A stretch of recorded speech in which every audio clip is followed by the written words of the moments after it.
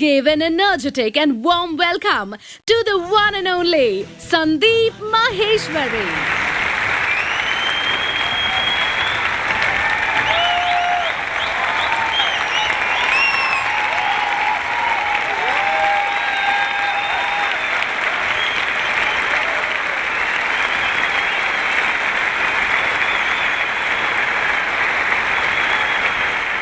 Good morning, everybody!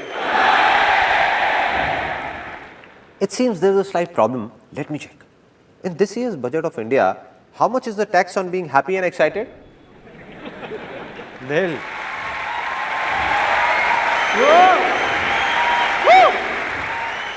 Let's try it once again with full of excitement and a lot of happiness.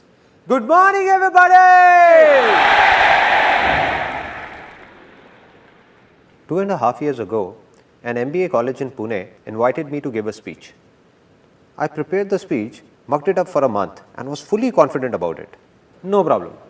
I went there and when I saw 400-500 people sitting in front of the stage, I forgot everything. Blank. Didn't know what to do. Then I took that page out, the one with the speech written on it, and entered a room right behind the stage and started mugging it up as quickly as I could. Just then, a girl entered that room. She asked, "So what are you doing here? You have a speech to give." I said, "Yeah, I know, but I'm just fine-tuning it." She could sense what was going on. She asked, "So are you nervous?" I said, "Nah, do I look nervous? What are you saying?" She just folded her hands like this and asked, "So you're not nervous? Then what are you doing in the ladies' toilet?"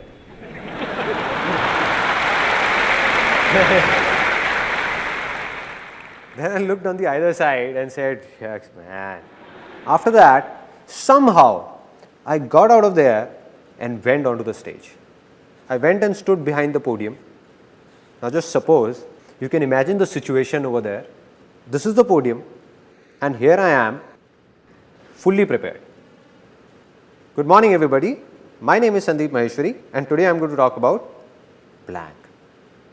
1 second passed by, 2 seconds, 10 seconds. Every second seems as long as a year. People in the audience stare at you as if you are an alien, just the way you are staring at me right now. As if I'm gonna do something different. But I'm just one of you, no? So just kept standing there, completely blank for almost 1.5 minutes. A student of that college sitting in the audience shouted, "Come on, sir, you can do it." It shook me up. I said, if he's saying, maybe I can do it. Finally, I started speaking, somehow finished that speech and got down. So this experience taught me 2 important things about life. That if I can do it, a guy like me, whom people in the family said was shy, unconfident, I was a complete recluse with no friends in school and lonely. So if a guy like me, who was an introvert back then, can come on this stage and speak in front of thousands of people, let aside those 2 hours, even for 5 minutes, then anybody in this world can do anything.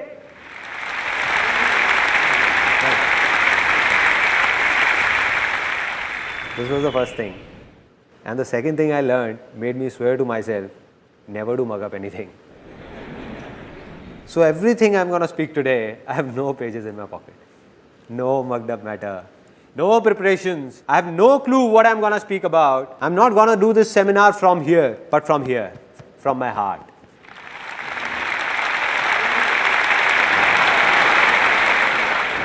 Anything I feel will be coming out directly. No filters in between. Nothing. Are you all excited? Now, your excitement level that was here has reached here. I'm going to make 3 such big commitments that your excitement level will surge from here up there, right through the roof. Okay, the first commitment, that this day is gonna be one of the biggest days of your life. One of the biggest days.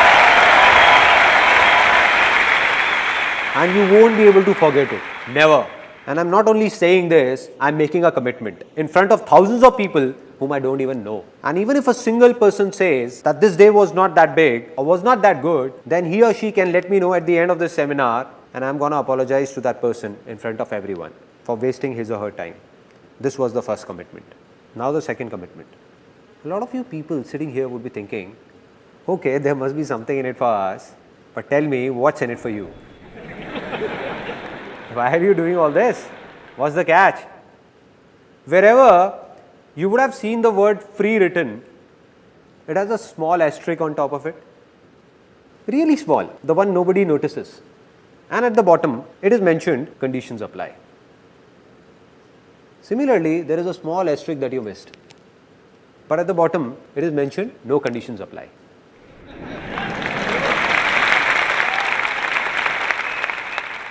Which means, be it today or any day, I'm never going to talk about or even ask for a single penny from any one of you. No profit of any kind, neither direct nor indirect. Not now, not ever.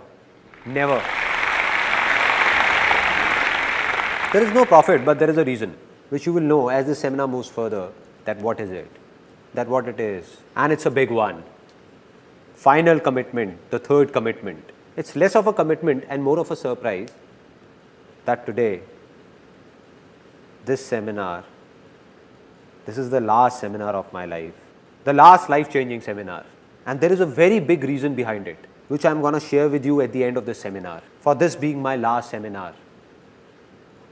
Now, after making these big commitments, let me tell you in brief what's going to happen today. How many of you want to be successful? Yes. Now, out of these, how many believe that they are already successful? That's it. What's going on? I can prove right now, that all of you are very successful. How many of you know driving?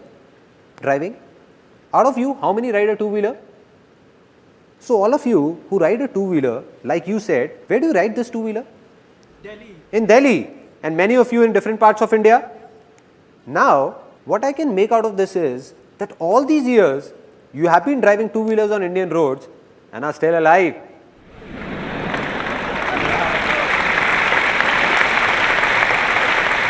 Isn't this a success? Yes, it is. And if somebody has a doubt, then just ask a foreigner to come here and ride a two-wheeler. Ask him. Let me tell you what will happen. The very next day, not even 10 days, the very next day, there will be candles lit in front of his photograph. They don't put garlands, no? And somebody would come and ask his mother, I'm so sorry, how did this happen? And his mother would say, he made a big mistake. He didn't jump the red light.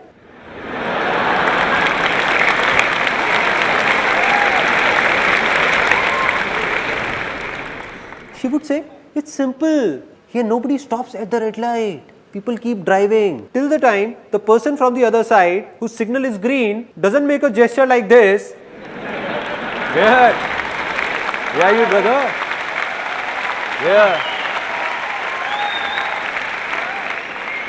Till that time, don't stop, son, don't stop. Just keep driving, keep driving, keep driving. But he didn't understand all this. He applied brakes and stopped at the red light. He stopped, but the bus behind him didn't and took him along.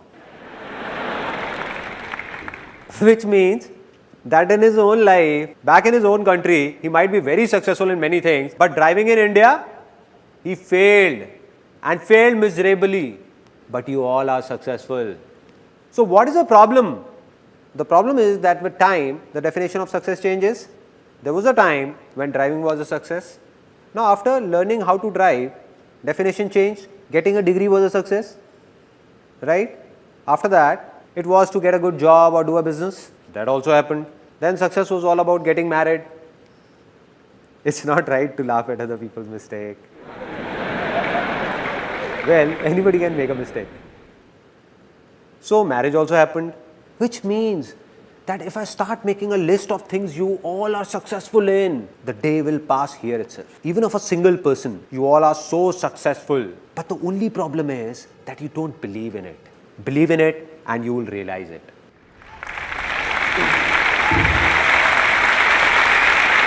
Only one person can help you or make you successful. And who's that? Can somebody tell me? Only you. Exactly. So this is what's going to happen today. All I'm going to do is make you remember that in those 90% things in which you are already successful, what did you do at that time? And once you recall those methods, the remaining 10% things in which you are stuck, all you need to do is simply apply these methods there also, and you will succeed in them as well.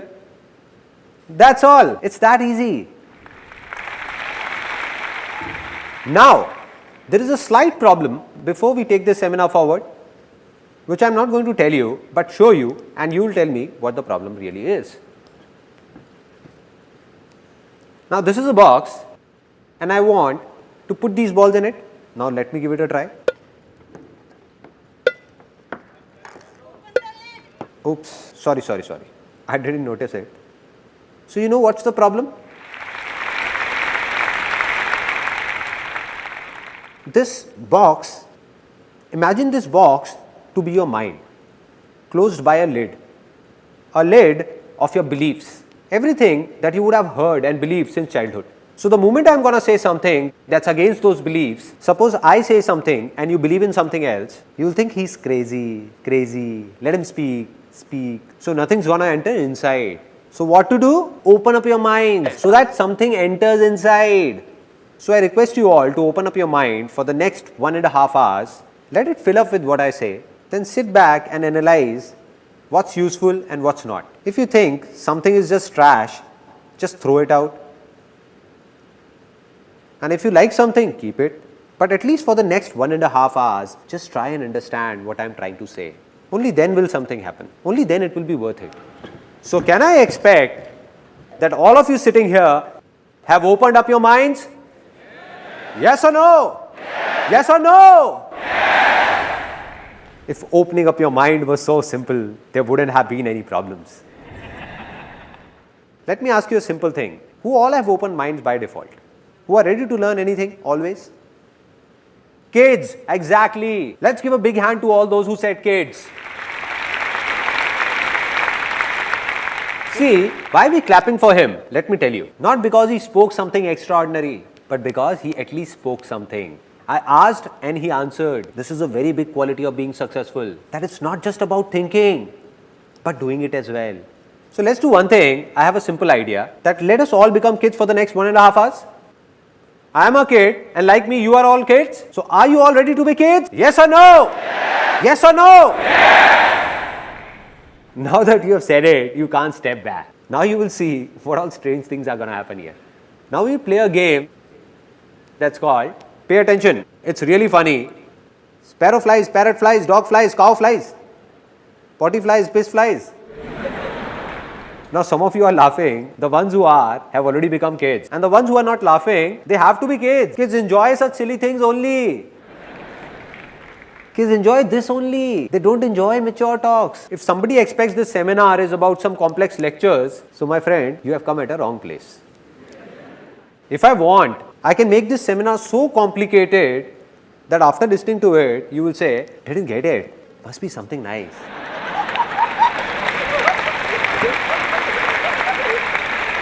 But no, what am I doing? I'm just sharing my life's experiences with you.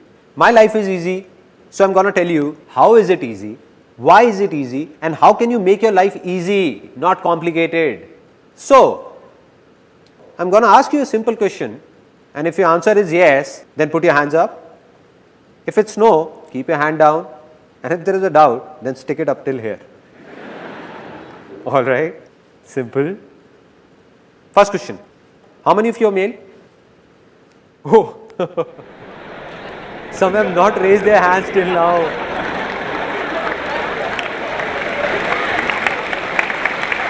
What is this going on? I asked a simple question that how many of you are male?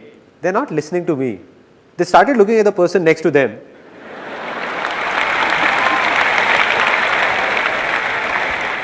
They are looking at his moustaches. That he also has moustaches. Looks like he is also male. Why is his hand stuck here? Maybe it has to go up till here only. It's a simple straight question, nothing complex. That for whom have you come here? For the person next to you, for me, or for yourself? For whom? So my dear brothers and sisters, except my wife. So anything you do has to be for yourself, not for me. not for the person next to you. Just forget about him and don't think about what he's thinking. The biggest problem is that we keep thinking what the person next to me is thinking, and the person next to you is also thinking what he's thinking. Exactly. Woo. Let's try it once more, this time faster. A simple question. Ready? How many of you are female? There is a gentleman sitting over there. His hand went up till here and then turned here.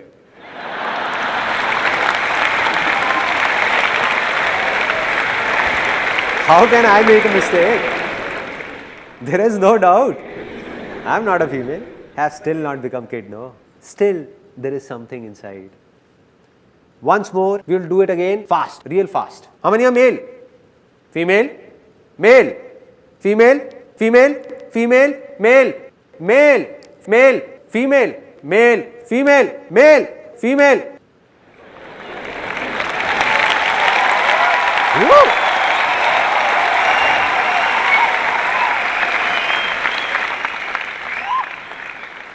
Now we all are enjoying, opening up a bit. Everyone. This is what needs to be done. So if you like something, laugh for yourself, not for me. The problem is that a lot of people, when at home, while playing with kids are fine, but outside, don't know what happens in seminars, at public places. And then there are a lot of people who don't even laugh at home. Their laughter, struck by the hard times of life, gets stuck. It stops. So I have given a name to such a laughter, and that's constipation smile. Meaning, stuck up smile. They feel like laughing, but don't want to open their mouth. How will it come out? Let it out. Don't suppress your laughter. Let it out. Out. There is no point stopping it. No point. So do what you feel like doing, because this day is not gonna come back. This day is not gonna come back.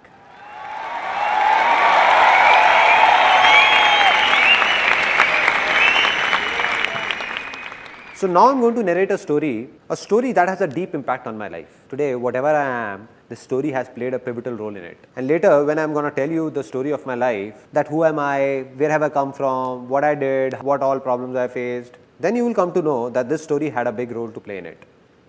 A story of King Akbar and his minister Birbal. Once King Akbar, some people are already laughing. As I said, don't laugh unnecessarily. So King Akbar and Birbal's story. Once upon a time, Akbar and Birbal were going for hunting, and Akbar slit his thumb while pulling out his sword. He cried out in pain, starts screaming, "Soldiers, go and get the first aid. I slit my thumb. It's bleeding. Hurry up. See what has happened." Birbal comes in with a smile and says, "Relax, my lord. Whatever happens, happens for the best." Akbar says, "Birbal, have you lost it? What are you saying? I thought you loved me." "Soldiers, do one thing. Leave the first aid. Take this crook Birbal, hang him upside down for the entire night, lash him up with hunters and hang him by the neck in the morning." So Birbal is taken away, and Akbar goes for hunting alone. Now he goes to hunt and is caught by a few tribal men. They hang him upside down. Now there is this tribal dance going on. Hoo ha, hoo ha, hoo. Come on guys, you don't expect me to dance. Suddenly a tribal man looks at Akbar's injured thumb and shouts, "He is impure. We can't sacrifice him to the gods. Free this impure being. He is impure." So Akbar is freed. Now Akbar is crying. It's morning. He thinks Birbal would have been hanged by now. Shouting and screaming, "Birbal! Birbal! Birbal!" Running towards the palace. And he sees that Birbal is about to be hanged. About to be. He runs and holds Birbal by his feet. Says, "Birbal, please forgive me. You were right. Whatever happens, happens for the best. That's why I'm still alive. And look at me, I'm such a cheap fellow.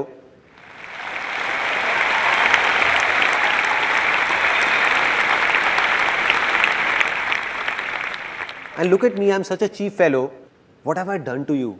But Birbal, all thrashed up, still insists, "No, my lord, whatever happens, happens for the best." Then Akbar, it's not over yet.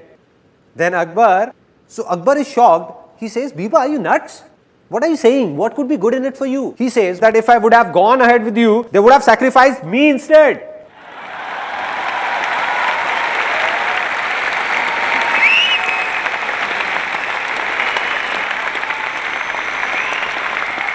Now a lot of smiles here are transforming from constipated smile to loose motion smile. Flowing, let it flow, let it out, let it go wherever it want to. So what's the moral of this story? That whatever happens for the best. So how many of you believe in luck? How many of you believe that destiny plays a major role to move ahead or be successful in life? Many? Me too. I also believe in luck. I also believe in destiny.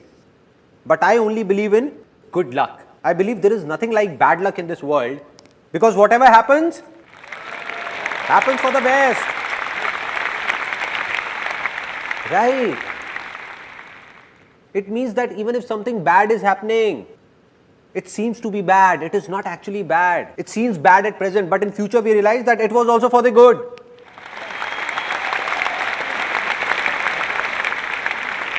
So are you all ready finally to see something, to listen to something that could be beyond your thoughts? Yes or no? Yes.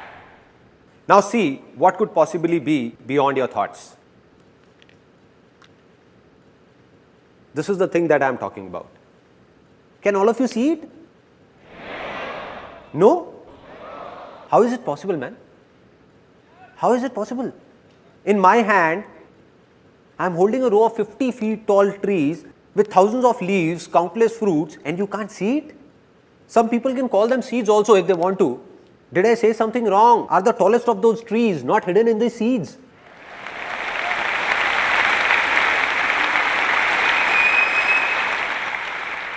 Hidden inside but not visible. And this seed will become a tree if it gets water. If I put these seeds in water, will they all become trees? Land, and that too fertile land. If I take 1,000 of these and sow them in a barren land, nothing will happen. But sowed in a fertile land, all these seeds are trees.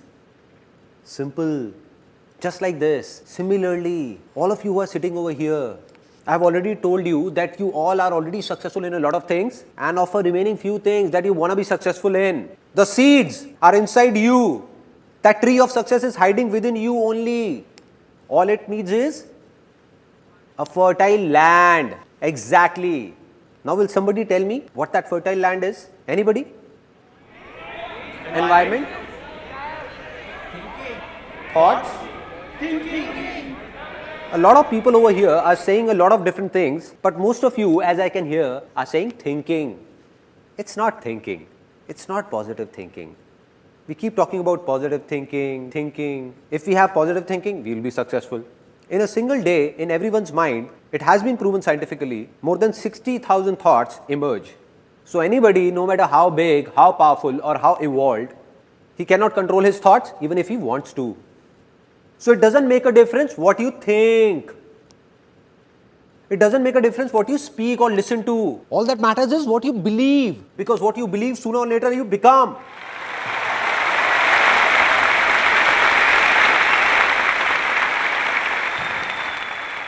And if someone believes that he can't do anything, will he be able to do something? No, never. And if someone believes that I can do it, then nothing in this world can stop that person. Yes or no? Yes!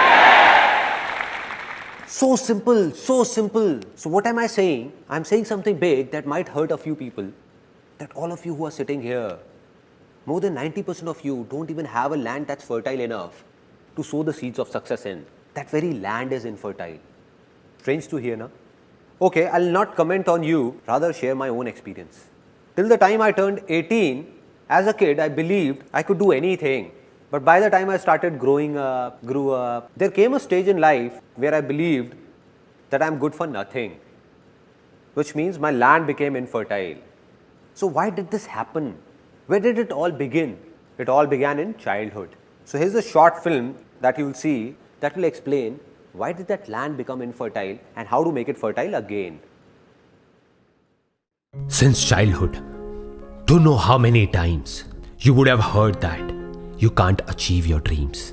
Like your dream of piercing through the clouds in open sky. But the dream ended the very moment you woke up. Because you were told that no matter what you do, you cannot fly. Just like me, you would have heard it a lot of times. that life is not easy. Rather, it's very difficult. It's not a child's play.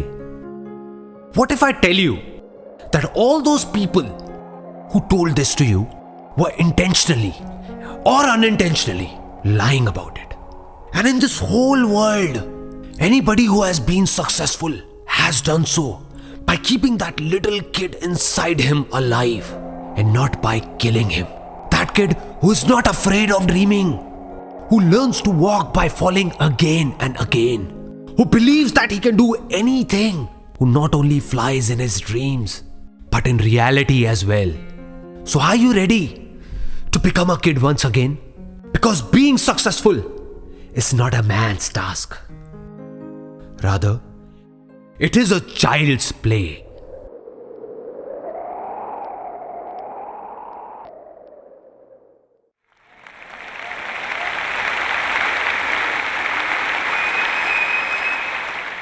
Isn't this film a bit strange? What we hear in our daily lives is a lot different. There, anybody who is successful or not successful says the same thing, that being successful is very difficult. One has to go through a lot of hardships, lot of pain. Like success is very, very hard to achieve. That he who is successful must have done something radical. But what am I saying here? That being successful is a child's play. What will happen if within the next few minutes, all of you believe in it? Because you already know it. I am saying believe in it, not knowing it. If you believe in it, that being successful is a child's play, what will happen? You will become successful. Right? So let me tell you what happened that made my land infertile. Which means I wanted to be successful. I wanted to do something, but believed that I can't do anything. As a kid, I dreamt of flying in the sky.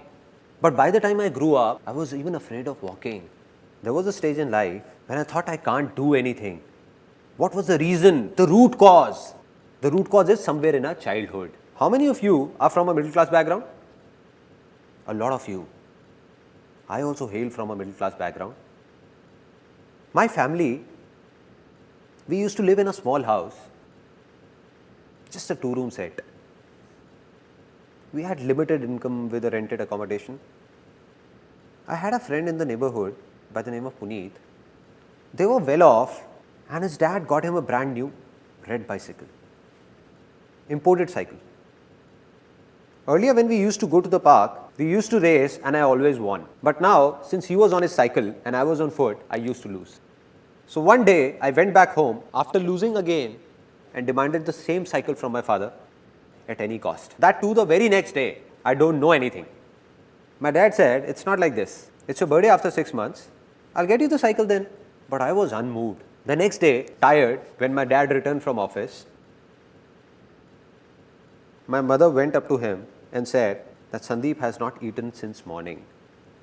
And he's really angry, adamant about the cycle. Why don't you get him one? She vented out on dad. And my dad was furious to hear all this. He said that I'm no Tata Birla who would fulfill all his demands.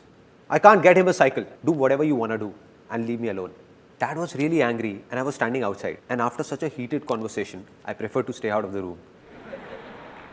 The next day, I walked up to my mom and said, I would be around 5 or 6. I asked mom, what was dad saying? Tata Birla. What is this Tata Birla? So my mom replied that these Tata Birla are people who are billionaires with a lot of money. So I became really happy and asked, so why are we not Tata Birla? And my mom got irritated and said, I don't know why. You just go out and play. Go, don't eat my brains. Just go, no. I went out, there was an auntie living next door. I went up to her and asked, Auntie, who is this Tata Birla? Heard about them? The next day I came to my mother and said it. Mom, when I grow up, I'll become Tata Birla. Till there, it was fine. Like every mom, she also encouraged me saying, why not? And she said, you will become Tata Birla. You will become Tata Birla. You will. One day you will. But the mistake she made was, right now my mother is sitting here. So what she did was, she told everyone in the family, all my uncles, aunts, friends and relatives, that Sandeep will become Tata Birla. My son will become Tata Birla. Now what happens, like if there is a marriage or an event in the family, when people get tired of singing and dancing, no, they need kids for entertainment. True? Right? Kids are called. Come here kid, come, recite a poem.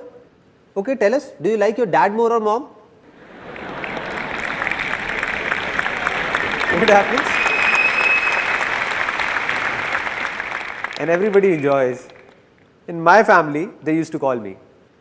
So my aunt used to call me, oh Sandeep, come here. Yes auntie, what is it? And she used to tell everyone, just wait, look, he'll speak. Now, with everyone eagerly looking at me, then she used to ask, Sandeep, what will you become when you grow up? And I stood there feeling shy, looking down, really shy. She prompted me again, speak up baby, speak up. Don't be shy, speak up. Tata Birla. Saying this, I would run away. And they used to laugh and call me later, kissing me, hugging me, and they used to say, Ay, such a cute kid. Why not? He will become Tata Birla one day. You will know once he grows up. Innocent kid. If a kid from a middle class background says that he will become a billionaire, what will happen? People will laugh at him, no? Because we can't accept these things. And that's what happened. Everybody used to make fun of me, all of them. They thought he's just a kid. What difference does it make to him? He's just a kid, no. They were wrong. Because a kid understands everything. He doesn't understand a joke, but he understands when others are making a joke out of him. I didn't know what's Tata Birla, but I knew that everyone is making fun of me.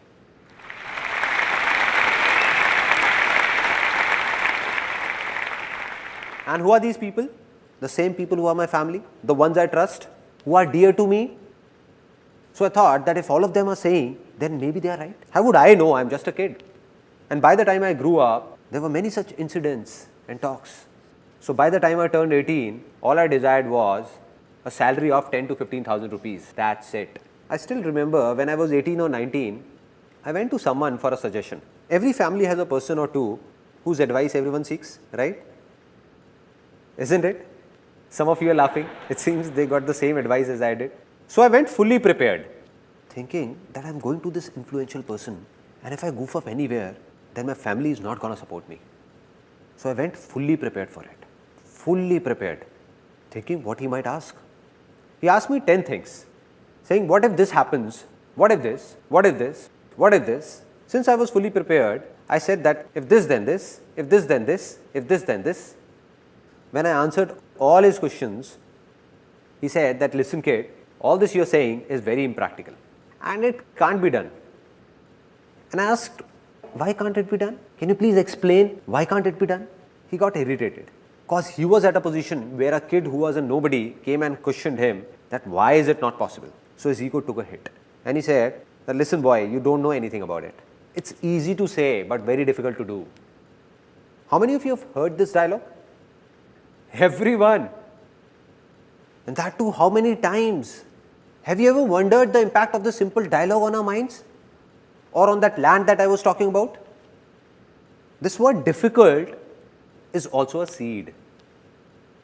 Just like the seed of success that I was talking about, this word is the seed of failure. Anything in life, if you keep saying it's difficult, then after some time you will end up saying, it's impossible, it can't be done, the end. So this word difficult, what has it done? It has tied down. It has tied down each one of us like a rope does. Just like an elephant in a circus who was tied with a rope when it was small. So that baby elephant tries very hard to snap that rope. It keeps trying, but can't break free. It doesn't have the power to do so, can't snap it. So it believes that it's really difficult for me to do it, impossible. And now, when that elephant has grown big, if it wishes, then not only one rope, it has the power to snap 1,000 such ropes. But it has stopped trying. Stop trying.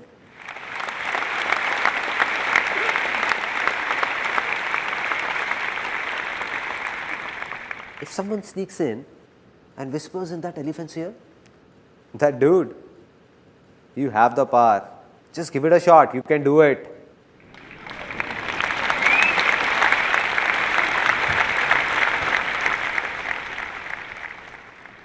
So how long will that elephant take to snap that rope? 1 year, 2 years, 10 years? 1 second. Not even 1 second. This is what happens. All those beliefs which are based on a lie take years to be formed, but snap in a second. Second.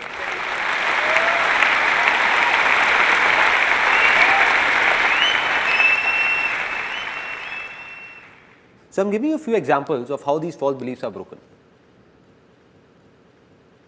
For centuries, man believed that the earth is flat. It's flat, flat. For thousands of years, people used to say it's flat. Then suddenly, a few years back, a scientist discovered that the earth is round. And what did everyone start saying? That the earth is round, round, round. Which means that belief took centuries to be formed, but collapsed in a second. The moment it faced the truth, it was gone. Similarly, all such beliefs are based on lies. All are lies. The moment they face the truth, all of them will collapse. And sometimes when they collapse, when they face the truth, some people get shocked while others take pleasure in it as well. Like it happened with one of my uncles. He had made a belief of his own, that my son is going to marry a girl of my choice.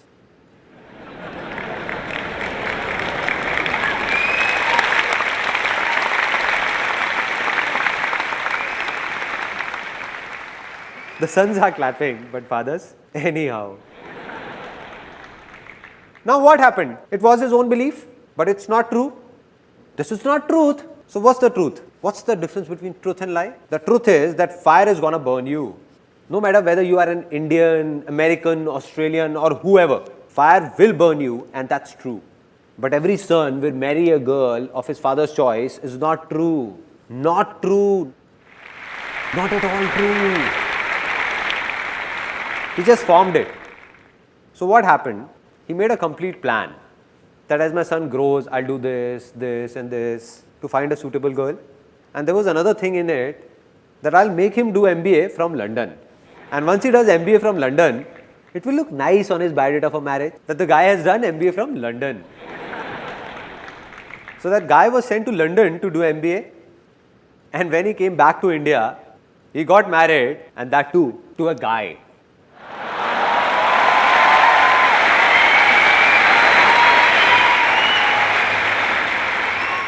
This is how false beliefs snap, like this. I'm not talking about right or wrong, but I'm just giving you an example. How these beliefs shatter. And in the same way, all your beliefs formed by you, which are stopping you from moving ahead, that have made your land infertile, are going to be shattered in the next 20 minutes. All of them. All of them. All of them.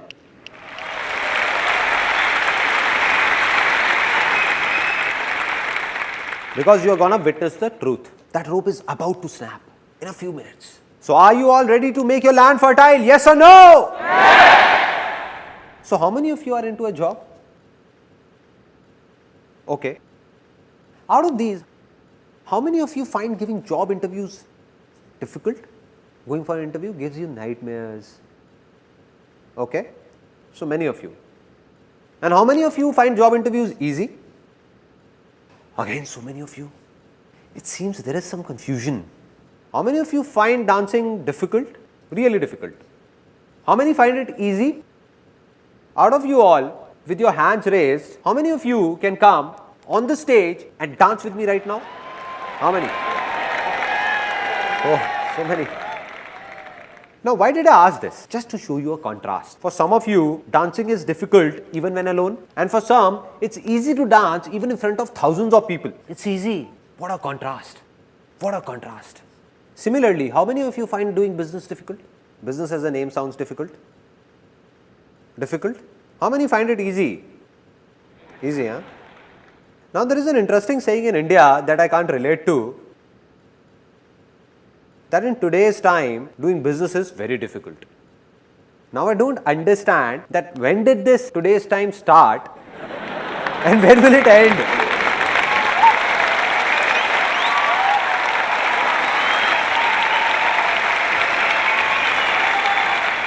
In what time is this today's time gonna go on? So there is a simple thing that's clear now, absolutely clear. Sometimes we are so busy with our lives that we don't have the time to think about these minute things. We keep waiting that someone from somewhere will come and tell us a big secret. A big secret. Or lightning will strike us, giving us that idea which will make us successful overnight. And we keep looking for that idea. Right? While the secret of success is hidden in these minute things and not in big philosophies. If we understand small things, big ones will also be understood automatically. And what is that small thing that I am talking about? That be it a job interview, be it dancing, be it a business, or be it anything in the world, it just seems to be difficult. In reality, it is neither difficult nor easy for those who believe it to be difficult for them. So today or tomorrow, it keeps getting more and more difficult for them. And for those who believe it's easy for them, it keeps getting easier for them.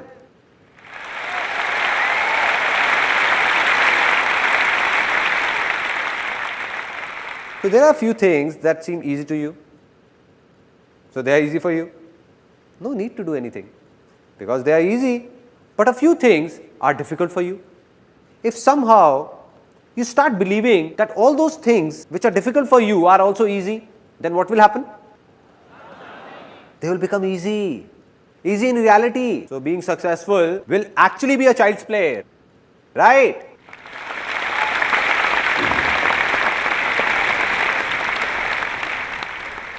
Now, let's get down to the basics, the roots, and see what is really happening down there. That all these beliefs, from where are these being formed? All these false beliefs, how were they formed? Till the time we understand this, how will we break them? Now, out of you, how many of you have heard, see no evil, say no evil, hear no evil? Everyone. I believe that if you really want to be successful, then you have to do something else and not this. With due respect to Gandhiji, I don't agree with him. Why? I'm saying such a big thing. Why don't I agree with him? Why not? Can you please close your eyes for a few seconds? All of you? Eyes just above your nose? All right. Now do as I say. Do as I say. Don't think about your mother. Please don't think about your mom. You dare think about your mother. And your mother's photograph should not flash in front of your eyes.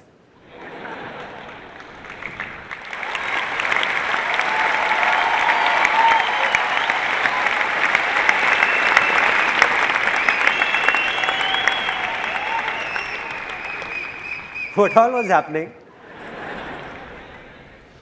How many were thinking about their father? I was saying, don't think, don't think. But even then you were thinking just about her. See, here is an interesting fact that how does a mind work? See, our mind cannot think in words. It can only think in images. It can only think in pictures. For example, I am saying terrorist. Whose image comes in your mind? Kasab. Osama bin Laden. Nobody is saying wife, right? Don't you dare.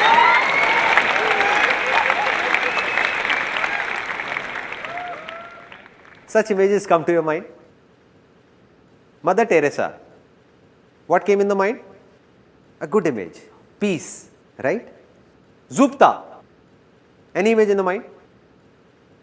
ZXY. Any image in the mind? ZXY. Any image? No? Nothing? It means that our mind can't think in alphabets. It can't think in words. It can only think in pictures. Pictures.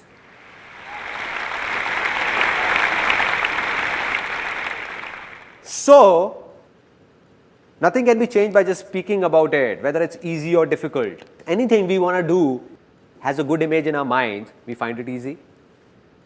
And if it's bad, we find it difficult.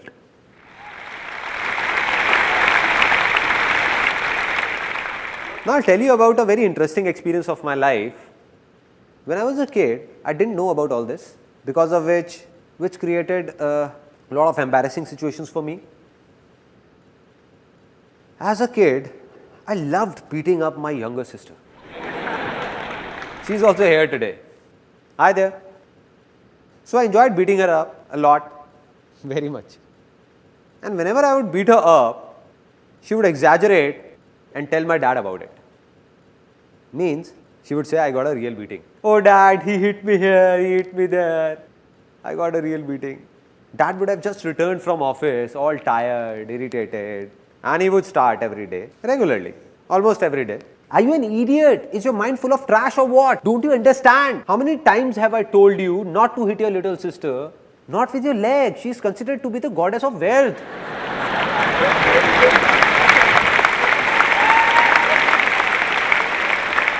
But I never got it. At that time, when dad would be scolding me, I would look down and apologize, sorry, and the next day again. So there wasn't a problem till the time dad was scolding me. Problem began when mom entered the scene. Mom came and she used to pamper me a lot. She used to get scared looking at my dad's high temper. And she used to come and dad would be scolding me. She used to come and say, don't get angry, poor kid, spare him, don't get angry. And as mom started saying this, dad, who would be scolding me till then, would suddenly start beating me up.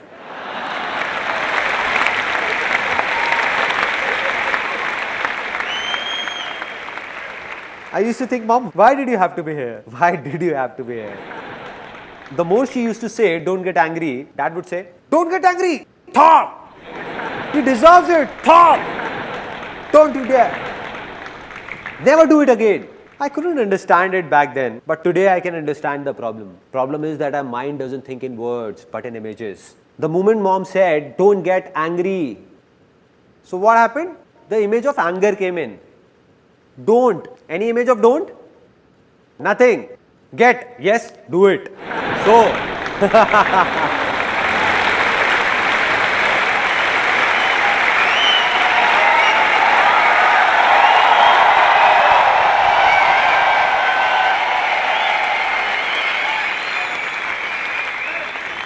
she came in to save me, but got me beaten up instead. Similarly, if we see two guys fighting, involved in a heated conversation, you don't know me, man, you don't know me. You don't know me, man, you don't know me. And somebody would come and say, don't hit him, don't you? No.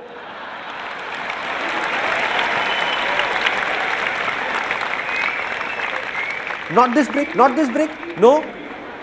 He picks up the brick and bang, bang, bang. So, I say, see no evil, say no evil, hear no evil. If this is not to be done, then what else needs to be done? Very simple. Just say, see good, say good, and hear good. Right?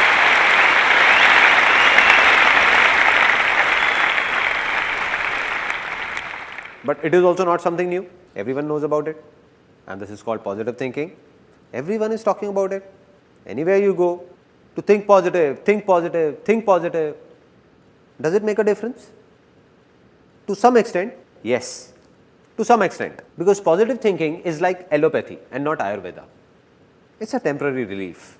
What does allopathy say? If you have a problem, take a medicine and cure it. Medicine and cure. What does Ayurveda say? That you make your body so healthy that you don't need to take medicines at all. That's the difference. You will read a positive book or go to a pleasant place, the effect will last for some time. It's absolutely true, and it applies for this seminar as well. That its effect will last only for some time. A few hours, a few days, or maybe a few months. And after that, back to normal life. Back. And what's the reason? I've already told you that anybody, no matter how evolved, he can't control his thoughts because in a single day, more than 60,000 thoughts cross by. And if you seriously want to do positive thinking practically, see, here is an interesting fact. Then either you have to go to a mountain and leave this world. No newspaper, no television, no talks, nothing at all. Just go there and control your thoughts. This one is positive, nice. This one is negative. Oh, no. Negative. So, I do believe in positive thinking, but not that much. It has its own role, but a very small one. It can't remove problems from the roots. The second solution is that there are a lot of negative words in the dictionary. Remove them all from your vocabulary. Means you don't have to speak them. Because if you only speak positive words, something good will happen with you. But are these two things practical? Practically doable? Is there someone who says I can control all my thoughts? Anybody? So what needs to be done? What's the solution? It's simple. If I tell you to let those negative words in the dictionary be, don't remove them. Don't control your thoughts as well. Just take one word that is the root cause of all your problems and failures. The root cause. Take that one word and throw it out of your dictionary. Can you do this much? Yes or no? Yes. Okay, for anyone, be it us in India or someone in America or Canada or anyone in any corner of this world, what is the biggest success of life for them? The biggest. Name, fame, money, happiness, health. Absolutely. Let's give a big hand for him.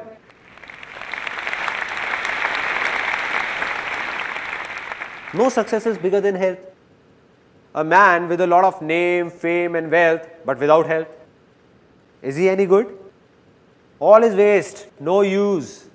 No success is bigger than health, and we all know it. Nothing new in it. So how many of you genuinely want to stay healthy? Everyone. Out of you, how many know that the best way to stay healthy is to get up early, go to a park, do yoga or do jogging? Everyone knows. So now how many of you are actually regular? That's it. Hardly 1% or 2% people.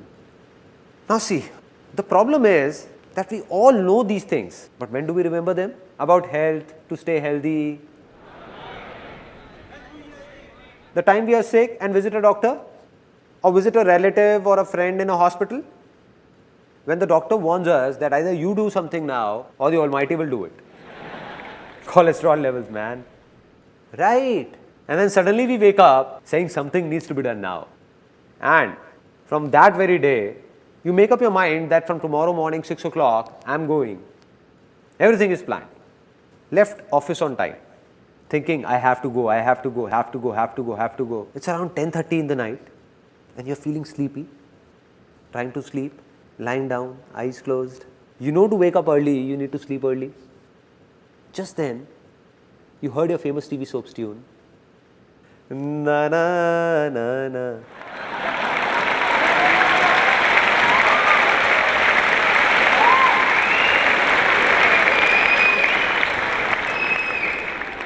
The mind got lured towards it. You got out of bed. Okay. You got out of bed saying, half an hour hardly matters. Let me watch it. And sat in front of the TV. Relaxing, relaxed, mood changed. All that health mantra is gone. Forgotten. It's around 11 o'clock. Now again surfing channels, got freshened up. And by the time you came back in bed, it's 12 a.m. It's 12 o'clock. Now, when you lie down to sleep and you're about to sleep, what's going on in the mind? The thoughts that it's 12 already, getting up early is really difficult. And as soon as you think this, the mind, what it does is, it starts working as branches of trees. You give it a signal, it will make 4 branches come out, then 8, then 16, then 50. It means that the moment you signaled that getting up early is difficult, the mind will bring forth 1,000 reasons as to why is it difficult. 1,000 reasons, which will not be true, self-made by you only, created by your own self. Like, for example, the mind will be saying that, dude, I have tried it earlier as well. Nothing has changed. Nothing is going to happen now as well. So, no use. The second thought will be, I tried getting up at 6 a.m. earlier as well. I somehow woke up, but the eyes didn't open. Got hit by a side table. And this knee still hurts. Strange thoughts will come to the mind. Strange thoughts. That if I wake up early, like I'll feel sleepy throughout the day in office. And then what will you do? Change the alarm from 6 a.m. to 7 a.m. saying getting up an hour later will hardly make a difference. Now you're remembering because you have said it's difficult. So the mind is giving you reasons. That you read an article in a newspaper which said that a minimum of 7 to 8 hours of sleep is a must.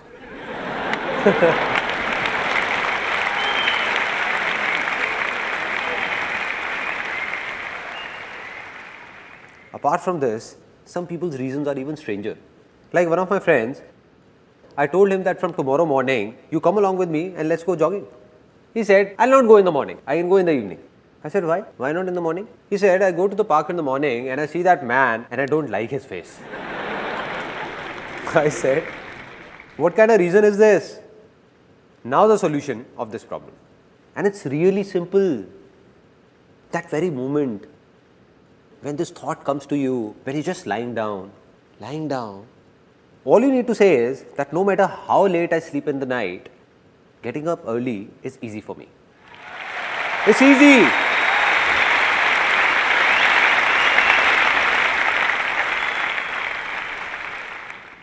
Now you know what will happen? Really? The moment you will say it's easy, a voice inside you will say, are you crazy or what?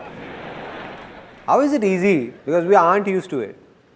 Then you will say it for the second time, it's easy. Then for the third time, it's easy. Getting up early is easy.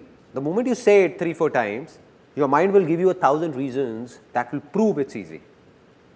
It will go in the opposite direction.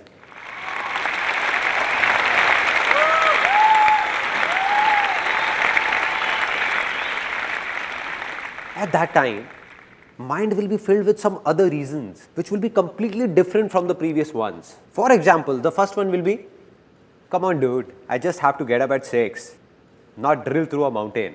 Earlier also so many times I have caught a train and to catch it, I woke up at 4 in the morning, 4 a.m. and that too on my own. 5 minutes before the alarm went off, I woke up myself.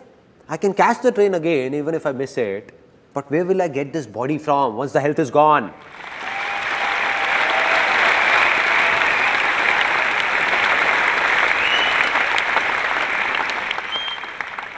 Can you make out the difference? The difference between positive thinking and this? In positive thinking, someone from outside is trying to make you positive and the negative thoughts inside you are stopping him. The moment you say it's easy, you're yourself trying to be positive.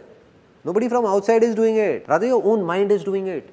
Now, this is what came to your mind. And apart from this, the second thing that came was that earlier you were thinking that you will feel sleepy in the office. There is nothing wrong in it. But just see how the perspective changes. Your mind will think, so what? Even if I feel sleepy, I'll have 3-4 coffees extra and then I'll get used to it. Finally, the biggest of problems, the one that my friend had. Maybe you also relate to it. The one my friend had, that if I go to the park in the morning and I'll have to see that man's face. So now when you will say it's easy, you will not see the neighbor's face, but his beautiful wife's.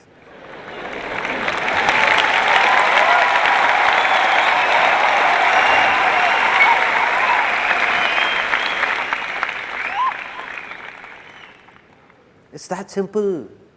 This is it. Be it the smallest to the biggest of problems of your lives. Just take these 2 words and stick them up with all these so-called problems. The day it starts coming from within, that it's easy, that day, everything will become easy. And this is the biggest secret of my life. The biggest.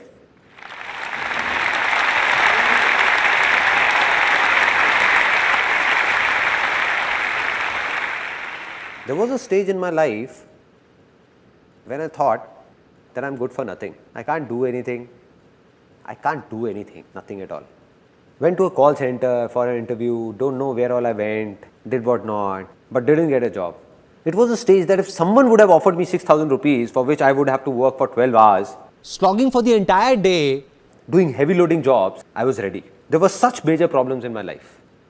At that very time, an exactly similar moment came in my life. The same moment that's going to come in your lives in some time. When I watched someone, just the way you are watching me now, I saw someone who appeared to be just like me. Exactly like me. 2 eyes, 1 nose, 2 ears. I said he looks just like me. And when I heard him speak, a voice came from inside me. Nobody said anything, it came from inside. That if he can do it, so can I. If it's easy for him, then it's easy for me as well.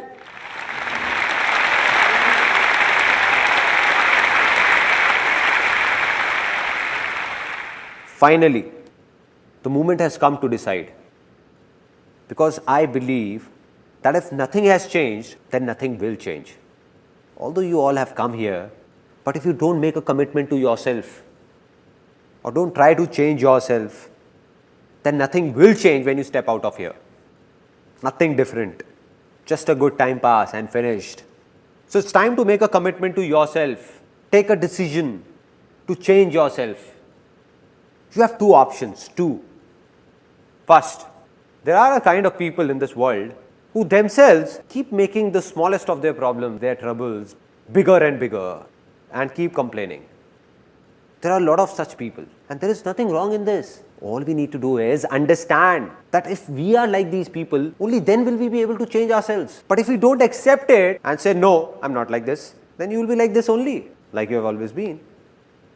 Second option, this was the first option. Second option is those people, and there are millions of people like this, who themselves make the biggest of troubles of their lives really easy, thinking of them as nothing and always be happy.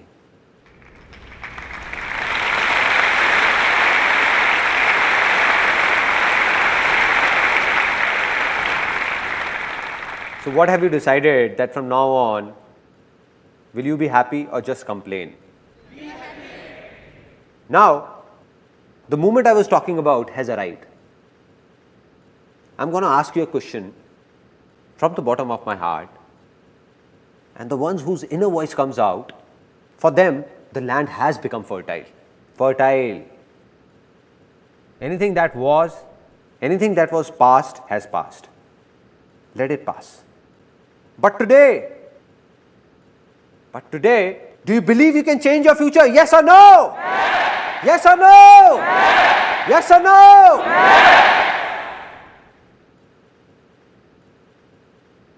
Let's celebrate. This is a very big moment.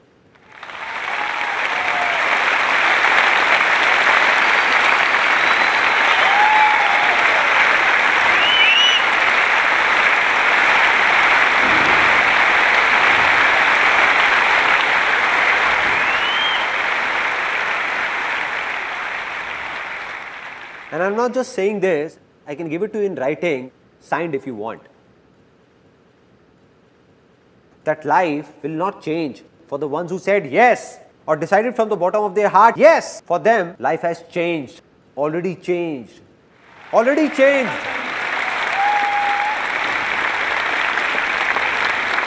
The land has become fertile. Done. There are people in this world whose problems could be 100 times bigger than yours, but then also their success is also 100 times bigger than yours, which means that problems and success don't have a direct connection. It's all about what you believe in, something we have just realized.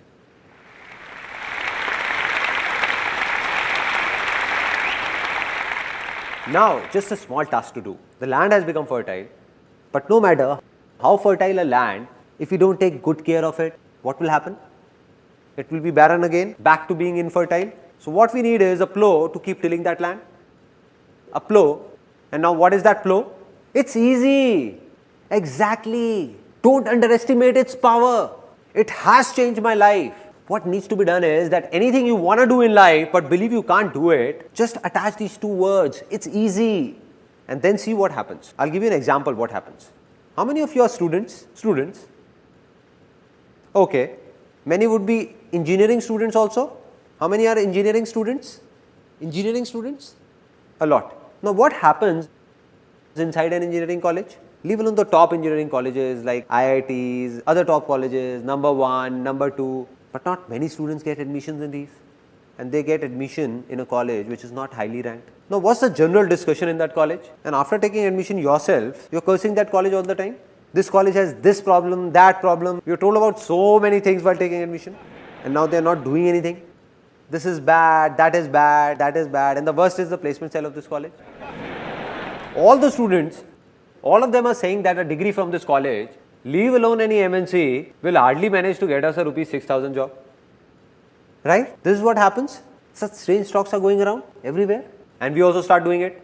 What you need to do is leave aside everyone else. Whatever they do, if you want something different, something good to happen to you, then you'll have to say, to hell with the world, I'll pass out from this very college, and to get a job in India's top multinational company for me, it's easy.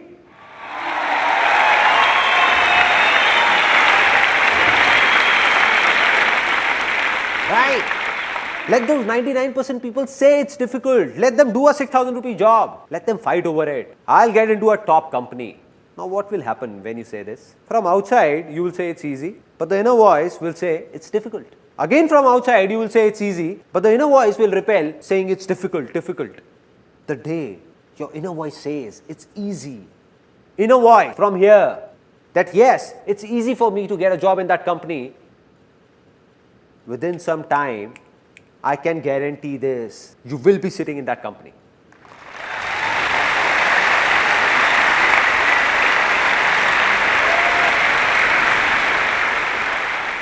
And this is not something theoretical that I am saying. Practically, you pick up any big company of India or world for that matter. Have all the people working there passed out from top colleges? No! More than 80% of them have passed out from colleges ranked lesser than your college or similar to your college. So my dear friend, if 80% people can do it, then why can't you do it? Right? When you say it's easy, then you will see millions of people who have passed out from even lesser grade colleges and have opened up massive companies in their own names. Right? Right? Now, till here it's clear, our land is fertile, we have got a plow, but if we keep sitting and just say, it's easy, easy, will something happen?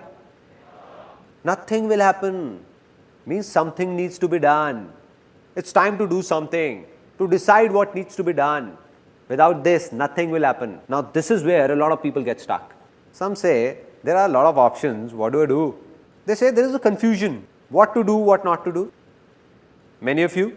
And then there are those who say, we don't know what to do. We don't have an option, zero option. Right? Two kind of people. And now, to decide what to do and what not to do, saying it is easy, but doing it is? Some of you said it's difficult.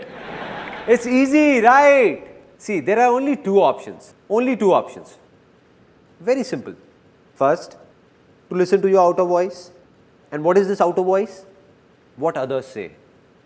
What others do. What did he do that made him successful? What is he doing? Or asking for advice from someone. Like what should I do? Or what career to pursue? Once a guy came to me and said, please tell me an interesting business to start. I said, these days, space tourism has great scope. I said it very seriously. He asked, what is it all about? I said, nothing, you just buy a rocket, take people in space and take them to moon. He said, why are you joking, man? I said, who started it first?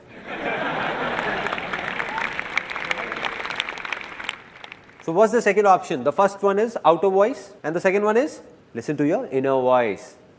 Inner voice, whether you call it your soul's calling, your desire or call it anything, but listen to your inner voice. And the day you listen to it, no, that's it. You don't need anything. A simple example, real life incident of every house. There is a kid who has just one passion, to open up and reassemble his toy cars. Open up and reassemble, open up and reassemble. That's it. And that's all he enjoys, nothing else. Now gradually as he grows up, now he's fond of computers. He keeps opening and reassembling them. TV, electronics. Now he turns 18 and it's time to take a call. What to do and what not to do. Now his inner voice says, go for engineering.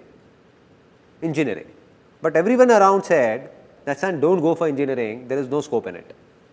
And he was told that, listen son, you go for chartered accountancy, CA. But why CA? An interesting point. It's a very interesting point. Nobody analyzed what that kid wanted. What was his talent or interest? No. CA because someone in the family did CA 15 years ago and today he is making good money. So what will happen now? This is not his inner voice. The problem is not that everyone said. The problem is that he also got scared. He said, let me do what everyone is saying. No, why take a risk? Why take a risk? If something goes wrong, then who will take the blame? Right? So he opted for CA. Now he is doing CA, but completing it is a big task for him because he has no interest in it. And on the other hand, if he would have done engineering, then today or tomorrow, just the way he was reassembling computers, he would have reassembled an aeroplane as well. Now, we all have understood that we can do anything.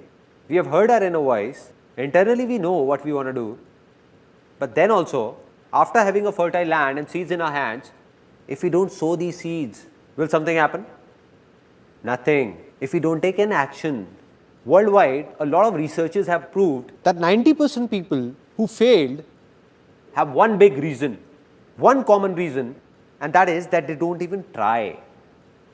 They don't even try. It means that they have the seeds in their hand and keep on thinking to sow or not to sow, sow or not to sow, sow or not to sow, or wait for the right time to sow. And they keep on thinking. So they don't fail because they did something, but fail because they wanted to, but never did it throughout life. Right?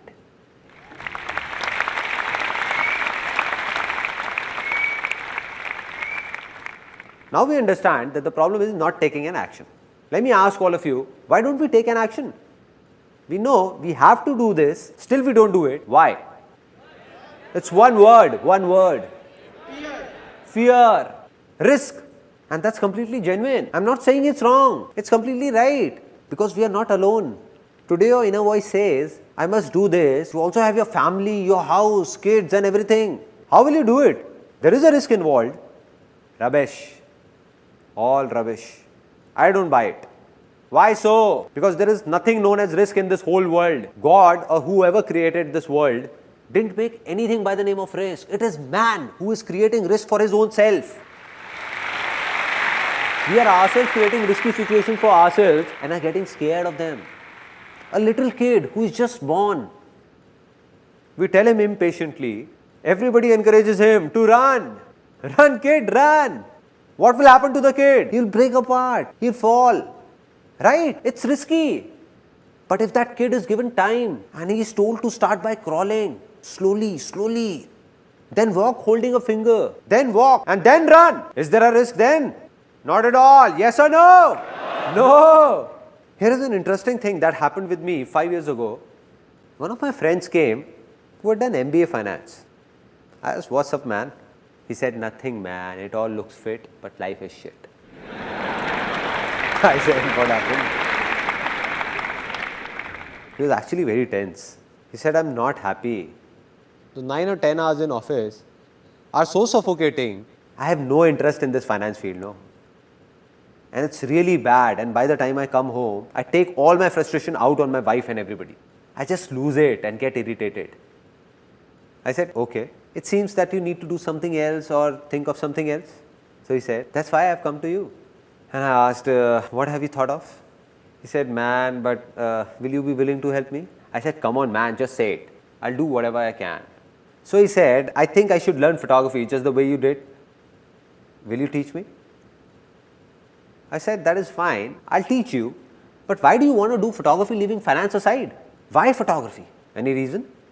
He said, because you do photography and stay very happy. I said, great, so it's decided. You come to my studio from tomorrow, I teach you photography. But do one more thing from tonight, start eating bitter gourd as well. Some fresh bitter gourds, nicely cooked. He said, what are you saying man? I said, it's clear, no, it's clear. I stay happy by eating bitter gourds as well. So do everything that I like to do.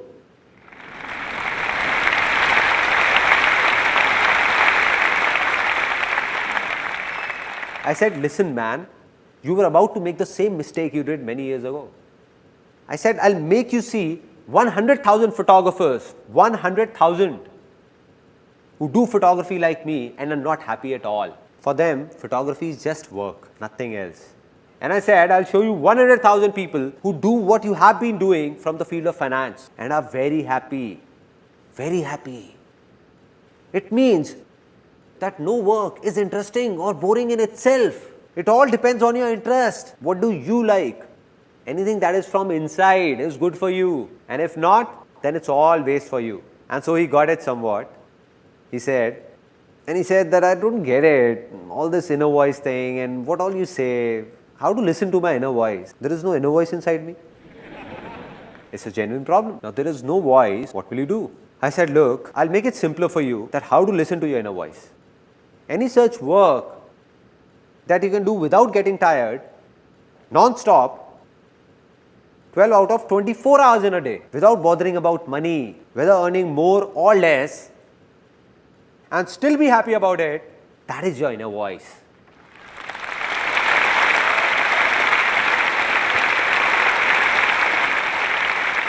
So he smiled a bit. I saw his eyes lit up. He smiled and said, "This is great, man. But there is only one such work that I can do for 12 out of 24 hours. I said, "What is it?" He said, "I am very fond of eating." I walked up to him and touching his bulging tummy, I said, "Well, I can see that."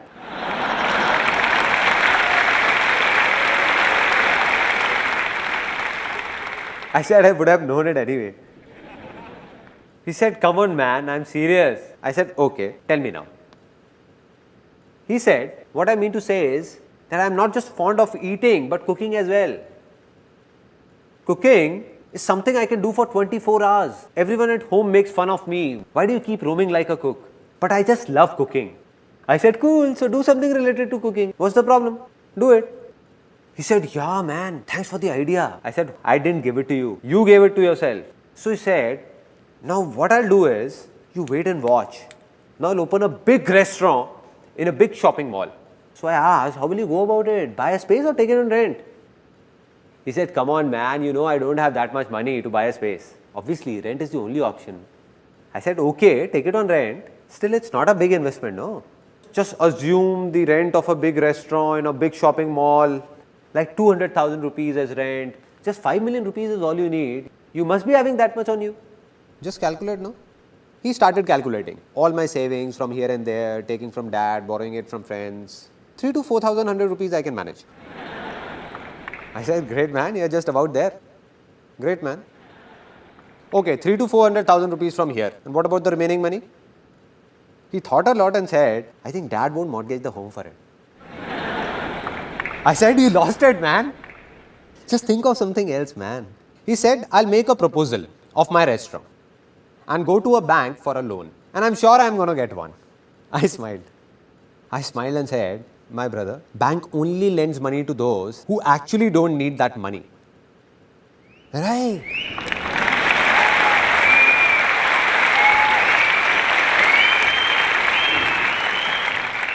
"On what basis will you apply for a loan? On what basis?" He said, "Yeah, man, I think you're right. I won't get a loan. So what to do?" I think it's really difficult. Leave it. I said, "Why is it difficult?" He said, "No money, na." I said, "Why? You just said you have the money." He said, "No, I didn't." I said, "No, you said there is money. What about those 3 to 400,000 rupees?" He said, "But they are not enough to open a restaurant." I said, "Who told you to open a restaurant? Out of these 3 to 400,000 rupees, you can keep aside 100,000 rupees and open a nice stall with the remaining money. A nice stall."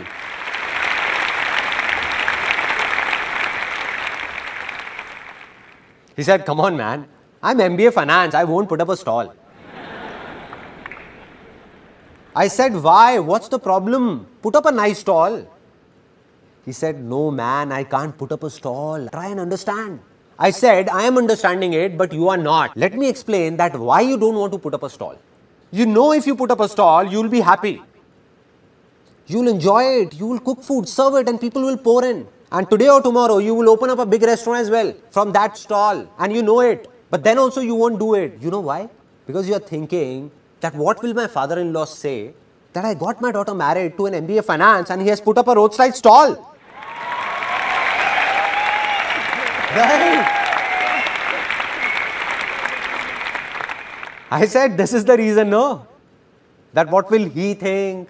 What will your family think? What will your wife think? What will everyone think?" Great, keep thinking. He said, "Yeah, man, you are right. But still, I can't put up a stall. Not a stall." Now, this is a big problem. Everyone's falling prey to what will people say. What about it? The biggest problem. The biggest. I asked, "Do you remember what happened when I started photography?" At that time, the whole world laughed on me. The whole world. Including my family, my relatives, even my friends. Wherever I went, people used to say, "Look at him, man. Hey man, take 10 rupees and click my photograph. There was a stage when you would remember what you said to me, that I have already booked photographers for my marriage. But you can also come and click a few photographs. If at that time I would have thought that what will you think or others like you would think, then I would not have been here today.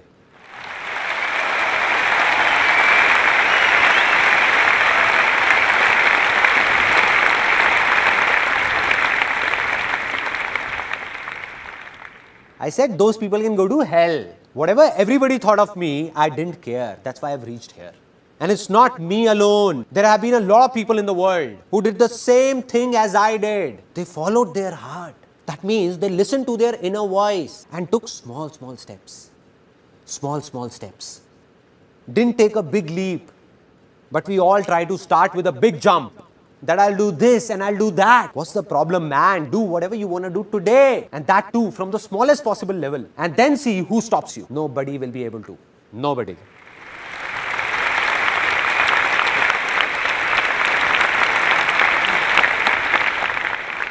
What we want is that here is a seed in our hand and somehow it should grow into a tree overnight. A fully grown tree within a year. That's it. Is it possible? No. So what's the right way? To sow the seed. Take small steps in the beginning. Never try to force it out.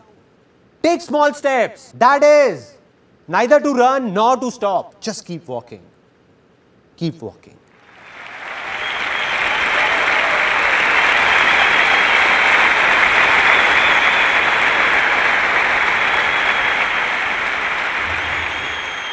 Now there'll be only one glitch in your way ahead, where a lot of people get stuck. Which means that if you do as told, then you will earn money for sure. In anything you do, you will earn money, but will you be successful? And for that, there is a final step that you must follow. And this is also going to sound strange to some people, because it is just the opposite of what people say about success. But this is true, with proof. You made your land fertile, sowed a seed, that seed has grown into a tree with a lot of fruits on it. Now if you lose it and say that I'll eat all these fruits alone, not give them to anyone, not share it with anyone, what will happen? Either those fruits will rot or you will die trying to eat all of them. Simple.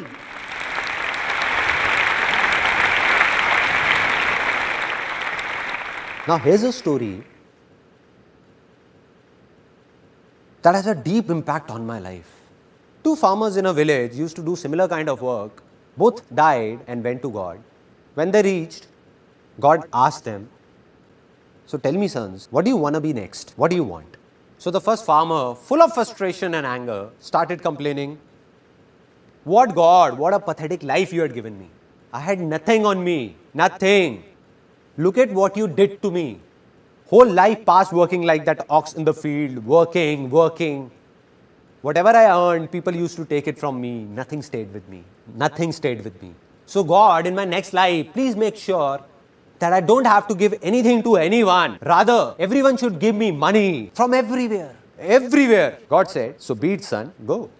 The second one came, God asked, what do you want? He said, God, you gave me so much. I have nothing more to ask for. A good family, a nice work, a nice village, no shortage of food ever. I never slept hungry. But there was just this one thing missing in life. At times, a few hungry people used to come to my door asking for something. Just do something that nobody should go hungry from my door.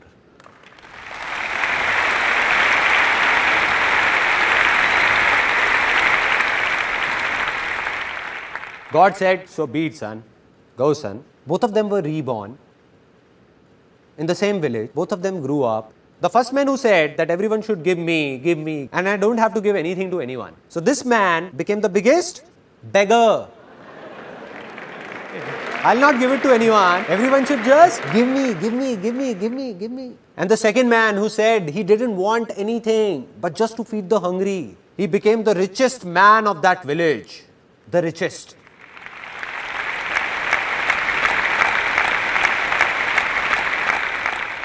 It's simple. If you want to stay happy, then there is only one way: spread happiness. Spread happiness.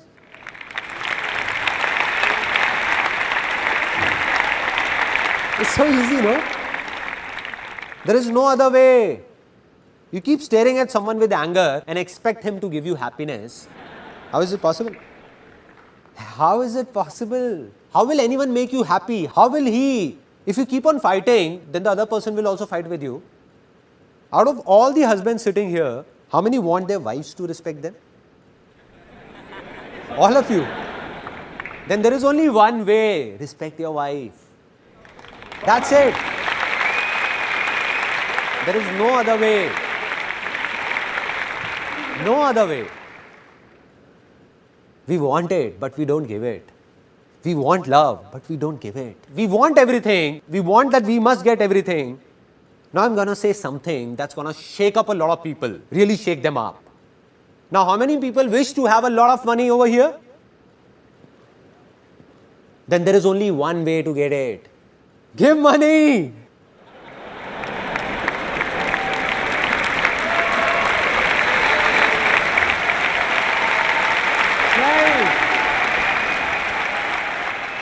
Some of you are not clapping, looking at me very seriously, thinking that I'm going to come up with a box. 10 rupees, 10 rupees, 10 rupees, 10 rupees, 10 rupees, 10 rupees, 10 rupees, 10 rupees.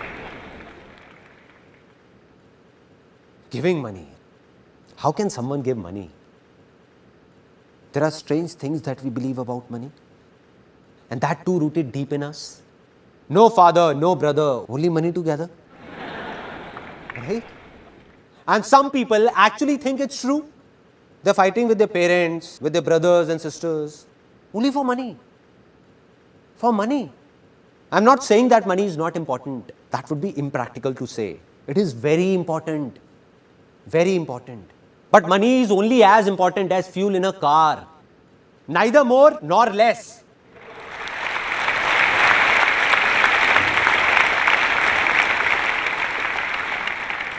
Without money, the car of your life won't go on. This is true. But how many of you drive your real car or bike just for fuel? Just to collect fuel? Take the car to the pump, buy fuel, keep it inside. Take it in the car, take it in the car, from here in the car.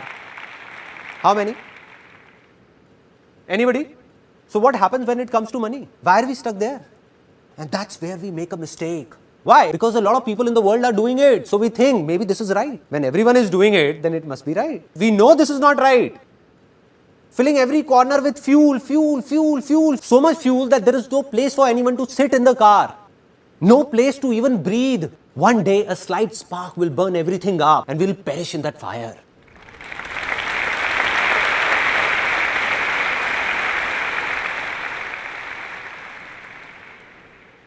It's going on, no? People are burning. They might be successful in everybody's eyes, but not in their own. And this is no theory. If on one side we have somebody for whom money is everything, who is very selfish and he has a lot of money, a lot, but he has only money, nothing else. No happiness, nothing at all. Neither does he give happiness nor gets happiness. And on the other side is someone who might not have that much money, but he believes in just one thing, spreading happiness in this world. So man like him who is spreading happiness in this world, even if he has less money, he is 1,000 times more successful than all those millionaires. 1,000 times. This is called real success. And on the other hand, make those people come and stand here who might have a lot of money, but don't have the courage to give, courage to share, to be happy, to give happiness and smiles. They can't look into anyone's eyes and say that they are successful. They can't. The world says they are, but they are not.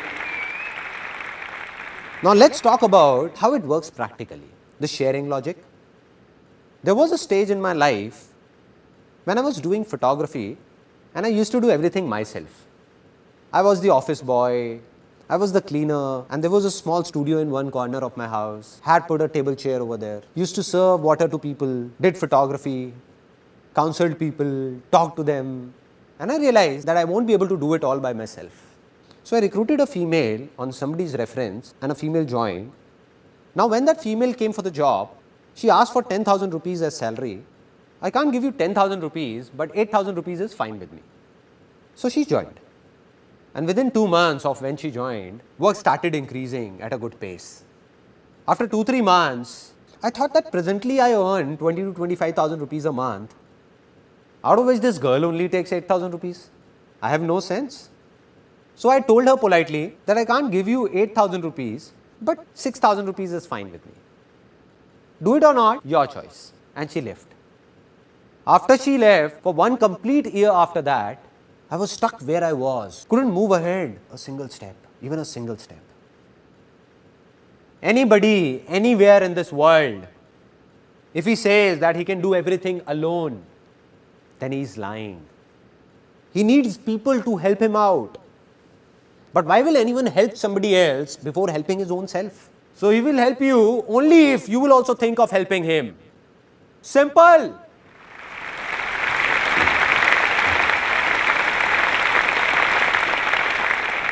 Let me ask you a very simple question. If there are 2 companies, so out of those 2 companies, the first company, while taking your interview, makes false promises by saying that we will give you this, don't worry, all will be good. But when you go and join, it's completely opposite. Like there was nothing about paying extra for overtime. No, this won't happen. That won't happen. This won't happen. You have to do this. You have to do that. If you want to do it, fine, or leave the job. Making you work for 12 hours, 10 hours for an 8-hour job and not even paying overtime. There are such companies. On the other side, there is a second company that does exactly what it promises. An 8-hour job means an 8-hour job. Work extra and overtime is paid. Everything said will be done. Apart from this, it also thinks about you. So which company will you join, first or second? Second. Now should I tell you something, honestly?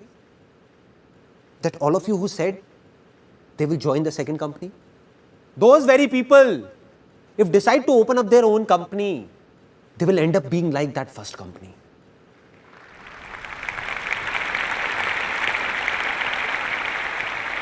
They'll forget about it. Now when they will have their own company, they'll wish to get an employee worth 8,000 for just 5,000. What are we doing, man? What are we doing? There are 2 kinds of people in this world. Those who believe in sharing and those who don't. Now the ones who don't will today or tomorrow have their hands and legs cut. There will be a stage when everyone will leave them and go away to join those people who believe in sharing by their heart. Today they have 2 hands. Gradually they will have 4 hands. 10 hands, then 100 hands, and then thousands. A day will come when he will have countless hands, and that day, success will be a very small word. It will be a miracle. Miracle.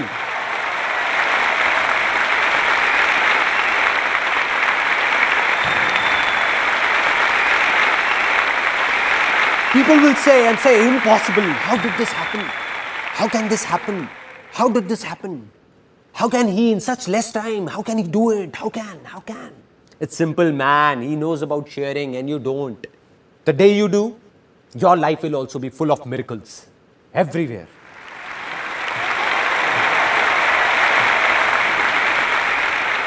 Now, the tree of success has a lot of fruits and we are sharing them. Knowing more fruits will grow. We are sharing. So you have become successful. But now the question is, who am I? What's my story? As a kid, I thought I could do many things. But as I grew up, I thought I couldn't do anything. And there were a lot of reasons behind it. Out of which the biggest reason was that when I was in 10th standard, some major problems hit our family. My dad had a business of aluminium from 20 years in partnership with someone that closed down overnight, because of which our financial condition became critical. We had no clue what will happen now. Nobody had a clue. And my father went into a bit of depression as well. And there was a strange atmosphere in the house. Everybody was worried, what will happen now? I was studying, what could I do?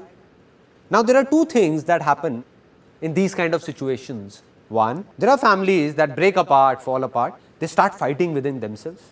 And 2, there are families that come together. Our family chose the second one. Me, my mother, my younger sister, we all came together and said, this is not only my father's problem, but our problem. and we will find a way out. We will do something will happen. So now I wanted to do something, but believed that I can't do anything because my land was infertile. So we tried a lot of things, like we did a business in which my mother used to pack handmade sweets, and I used to go and give those boxes to people, and I took those sweets here and there, distribute pamphlets in my friends and relatives everywhere, but that didn't work and closed down. After that, we opened up a telephone booth, photo state, STD, PCO. My mother used to run it. At times, I also went there to help her. And going there, my land became even more infertile. Because I saw people fighting with my mother for just 25 paisa. I felt angry. But what to do? Such was life. That's when I thought that money is everything. Money is God. I just want money anyhow. I don't want anything else. Just get me a job from somewhere so that I get money and solve all these problems. So that telephone booth also closed down. After that, I went for a lot of interviews and failed everywhere. Had no clue what all was happening. And then came the turning point of my life. I went to a seminar. It was a multi-level marketing company seminar. I was 18 at that time, and honestly speaking, in that 3-hour long seminar, I didn't understand even a single thing. Everything went through here. And I exactly remember where I was sitting. It was an auditorium, and I was sitting on the third seat from here. I was looking at a 21-year-old guy standing right here.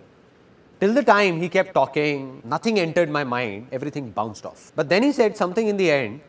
He said, I'm 21 years old and I'm earning 200,000 rupees a month. What they had done was, had got a big photocopy of that check and was showing it on stage, and I was counting zeros sitting there. 1, 2, 3, 4, 5. And I was thinking that this guy is actually earning big. 200,000 rupees a month. I was shocked. My mind blew off because I had seen that even to reach a level of 10 to 15,000 rupees takes years. And here's a guy who is just like me, who earns 200,000 rupees a month. And that was that 1 second. It was that 1 second of my life. Something in me shouted out that if this guy can do it, who looks just like me, then why can't I do it? Am I from a different planet or what? Why can't I do it? If it's easy for him, then it's easy for me as well. I can also do it. Can do it. And the moment these two words entered my life, the moment I believed that everything is easy, changes started happening inside me. From what I used to say, it's difficult, nothing can be done, bad timing, don't know what will happen, I started saying, you see what I do now. We'll get 200,000 rupees checks like this. We'll start my own companies. You just wait and watch. You don't know what's going to happen. And everyone started saying that Sandeep has gone crazy. Now, this is a very interesting point.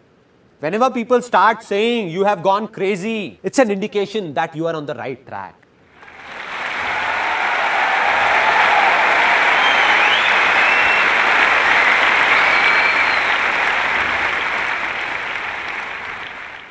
A tinge of craziness is a must.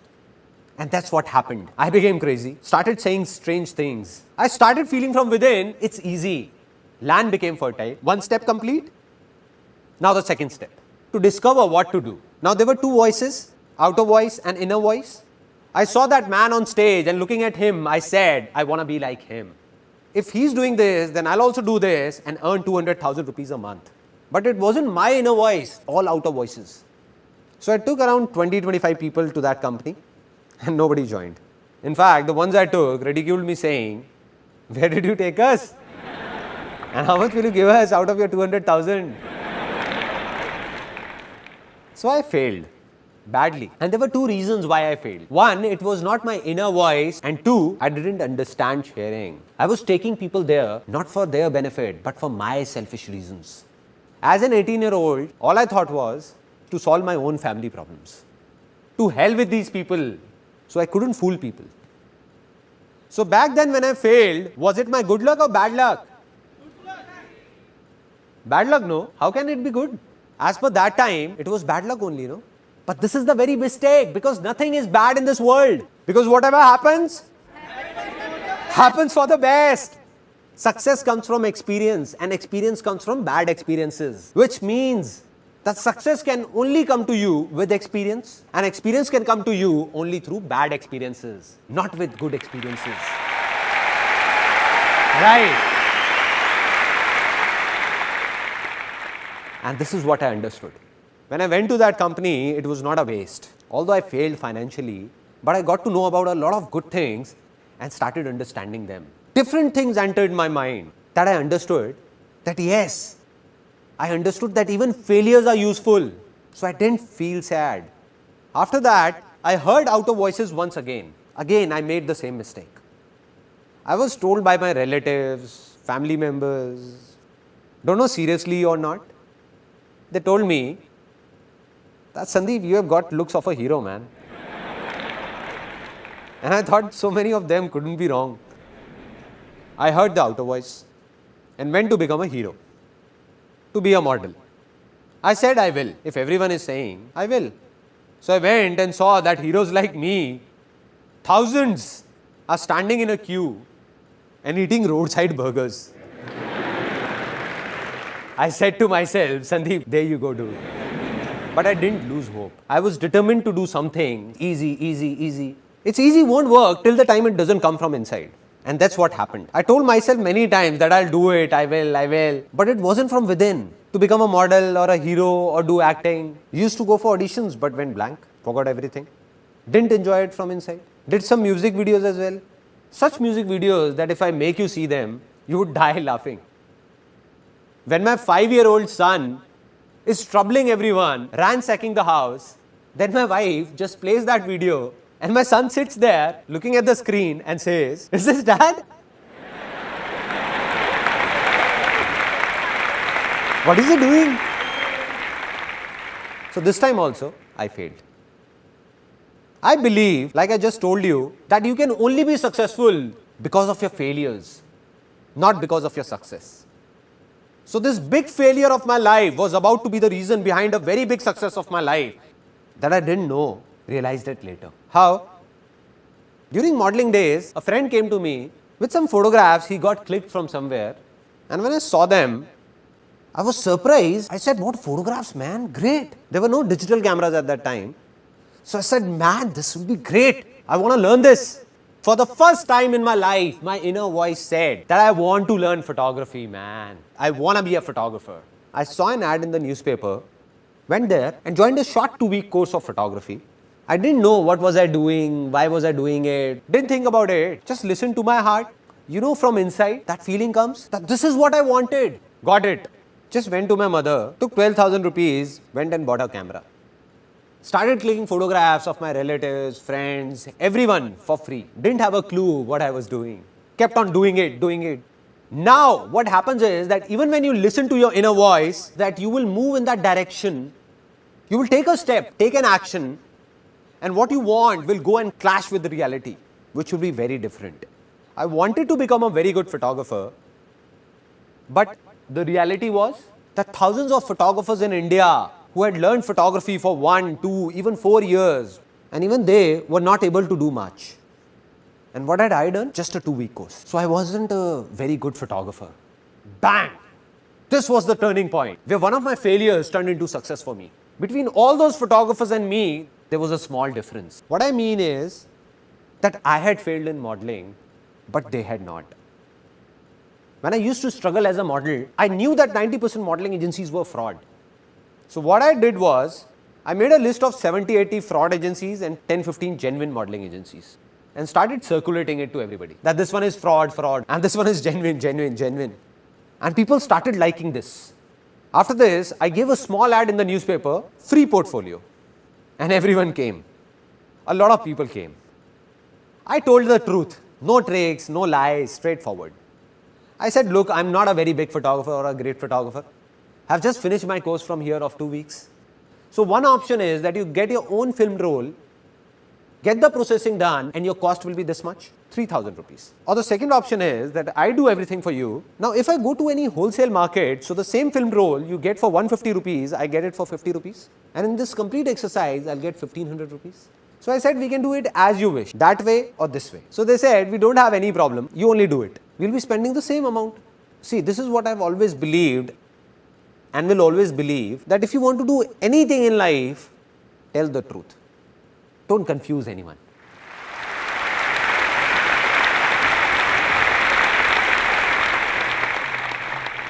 And people came. I still remember that I had spent 4,800 rupees on that first ad, because of which 7 or 8 people got their portfolios done from me, and the first income of my life, 15 to 20,000 rupees, came from here. This was the first success of my life.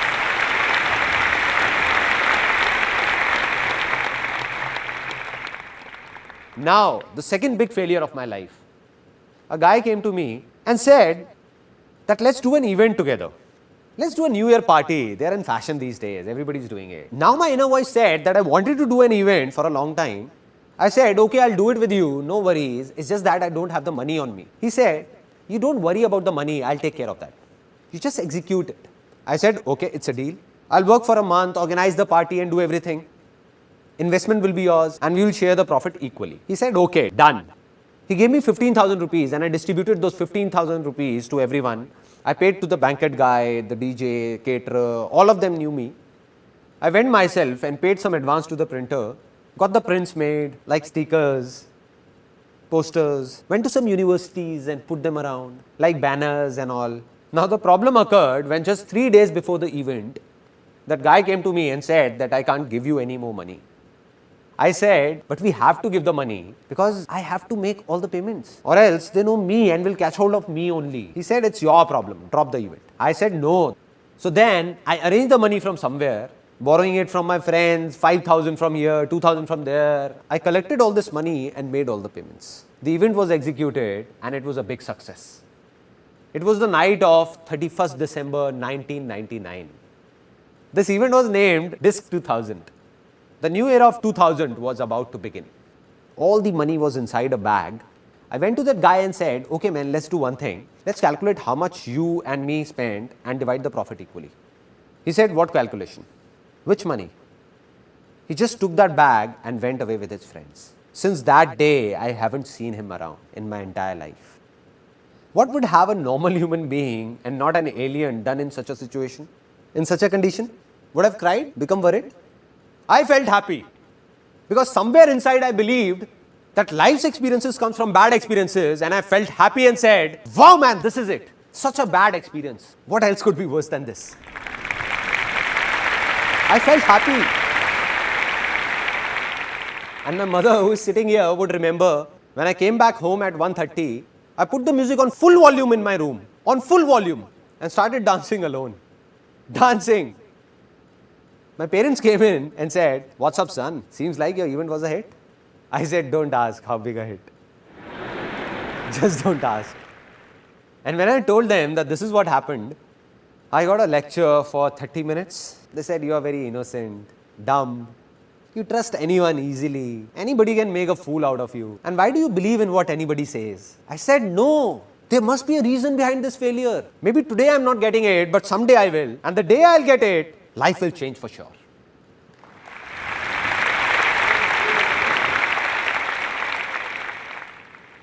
One year passed by, 2 years passed by, I didn't get it.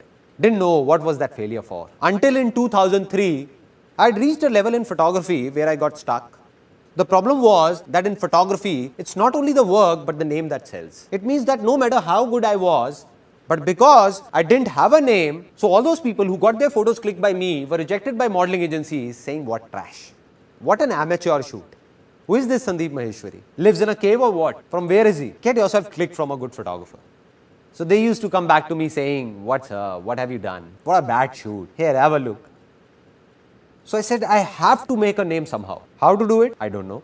But I believed it's easy. An idea came from somewhere to make a world record in photography. I went to Limca Book of Records, met the chief editor, and I remember I was sitting, me this side, and she on that side of the table. I had already taken an appointment. She said, yeah, tell me. I said that I want to make a world record in photography. She said, okay, so what have you thought of? I said, you tell me what needs to be done. Because somehow I managed to reach there, they could not throw me out. So she said that, look, it's not that easy. You have to do a lot of things. So it has to be something very big. I asked like, she said there are two options. Either you make India's record or world record. I said forget about India, tell me about the world record. How will I make it? So she narrated a list to me. She told me what all is needed. At least 10,000 photographs need to be clicked. No two photographs should look similar. All should be different. Our moderators will be present there.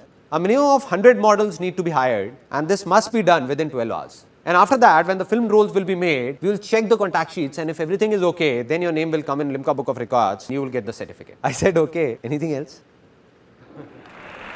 It will be done. I gave her a date saying that on this date of the next month, this world record will be made. I had no clue what will I do. As I was leaving her office, she said, Sandeep, just 1 second. I said, yes, ma'am. She said, I recommend you to hire an event management company for this. The moment she said an event management company, tuck. I said, madam, here is an event management company in front of you, Disc 2000. So that big failure of my life was about to turn into a big success.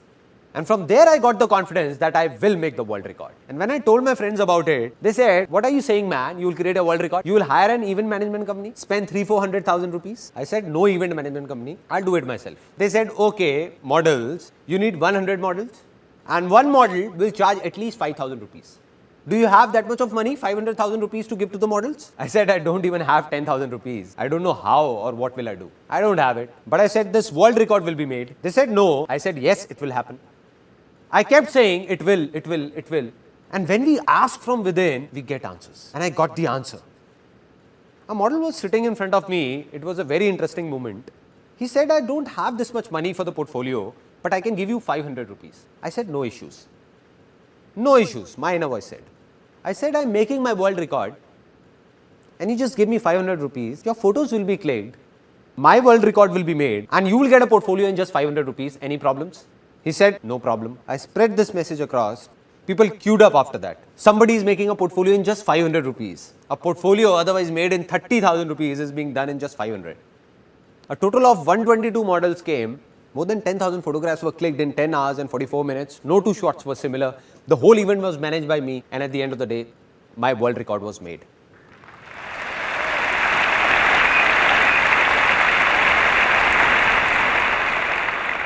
Now I'll show you the biggest failure of my life. I'll not tell you about it, rather show it to you.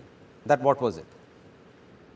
At the age of 21, after I made the world record, it came to my mind that I want to write a book on marketing.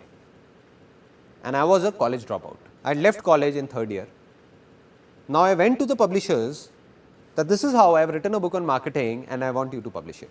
So they used to talk very formally saying, yeah, have a seat. So where have you done your MBA from? I said, listen, I have no MBA. I am a college dropout. So they said, no, this is not the way. We can't publish it. And all the publishers refused wherever I went. But I said, I'll do it myself. I will publish this book, come what may. I got it published, and here's that book right in front of you that I wrote at the age of 21 on marketing.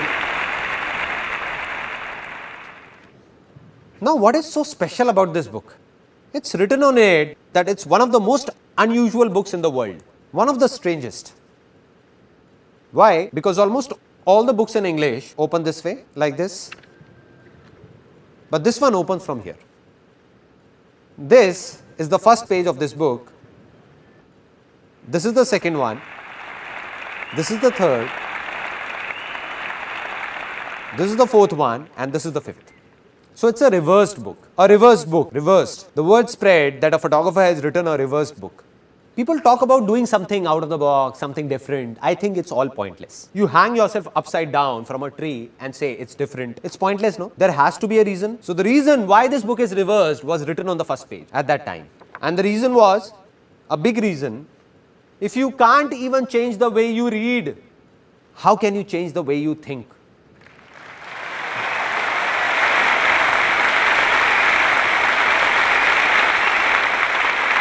That is, if you can't even change the simplest of your habits, how will you change your life? Just leave it. This book is not meant for you. And that's what happened. People took it seriously. They said, okay, if you don't want us to read it, so be it. Out of the 1,000 copies I got published, just 150 got sold. And the remaining 850 copies were taking a lot of space in the house because it was a small house with a studio and all of us packed together. So my mother gave them to a ragman. So a decent failure. Maybe you will see some grams wrapped in the pages of that book. Failure, that too a big one. Didn't know why this happened. Not at that time, but today I know. This book failed, but to write this book, I read countless books. And while doing so, my fertile land got plowed so many times, that everything became easy for me. Right.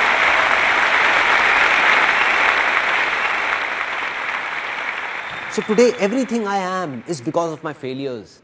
Now, final points. That from where did the biggest success of my life come? In the world of modeling, we were the only agency that got a declaration signed from people that said there is no guarantee of work. We'll make your portfolio, give it to the agencies. If you're lucky, you will get work or else not. And being truthful and honest, we became one of the biggest agencies of Delhi. Though we tried to click the best of photos, but the models still didn't get any work in the market. So my inner voice said, I must do something for these models, something. What? I don't know. Not to take money from them, but to solve their problems somehow. And when the question came, it was answered. An ad agency guy came and said that I don't have time. We will scan this photograph only and print it in the ad. Do you have any problem? I said, why would I have a problem?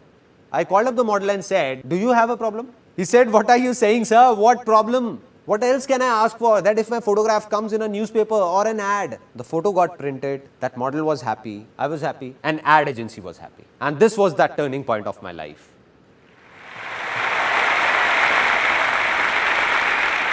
That's when the calling came that this is what I want to do and this is what I did. I'll explain it to you in brief that all the ads around you that you see in newspapers, magazines or hoardings, almost all the brands in India, the photographs seen in them are ours. Those companies buy them from us.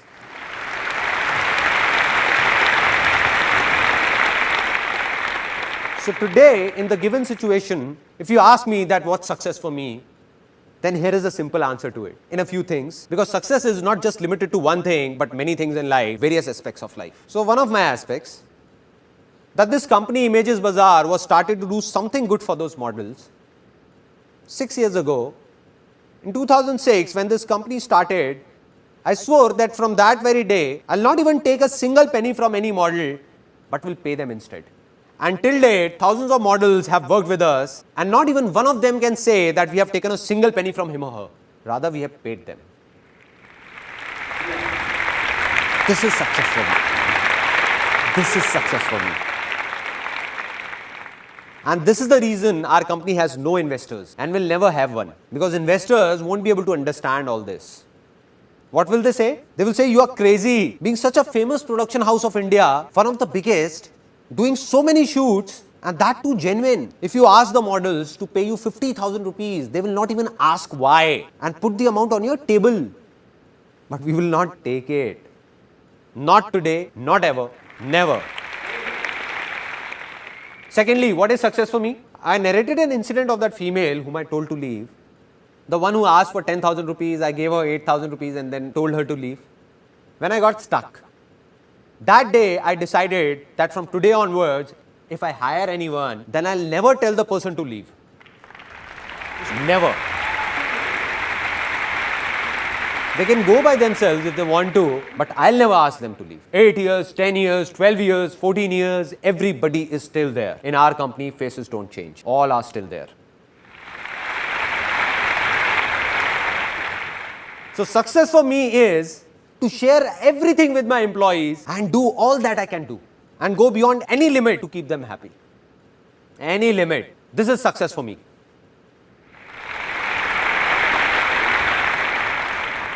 If you ask me that what do I believe today, am I successful or not? I look straight into your eyes and say, yes, I am successful. Why so? Is it because of the work I did in the past? No man, that was past. All the awards I got, business I did, that is all gone. That was past. It doesn't matter. There are many people in this world who keep on saying that I failed once in the past and keep saying I'm a failure, failure, failure. Come on, man, it's not that you are a failure, you were a failure. You were. Right. On the other hand, there are people who became successful in one thing in the past and keep talking about that only. Keep talking that I am successful. I am. You know why? Because 20 years ago I did that back then. No, man. What are you doing today? Are you really happy today? You were happy back then. But today, are you doing what the world expects you to do? Or are you doing what your inner voice says? If you're following your inner voice, then only you are successful. Otherwise, you were a success yesterday, but you are a failure today. So I am successful today because of what I am doing today. While you'll be surprised to know that some people still think of me as a big failure. Why? I'm doing so many good things. Business is good, everything is good. Those people who were running in a race with me, and everybody believed that Sandeep Maheshwari will become the biggest entrepreneur of India. But I stopped running. I said, continue. I'm not in this race. So as per them, all this I'm doing today is out of their comprehension. But I'm a failure for them and it doesn't make a difference to me. To hell with them. It doesn't matter whether someone praises me or abuses me. It's all temporary.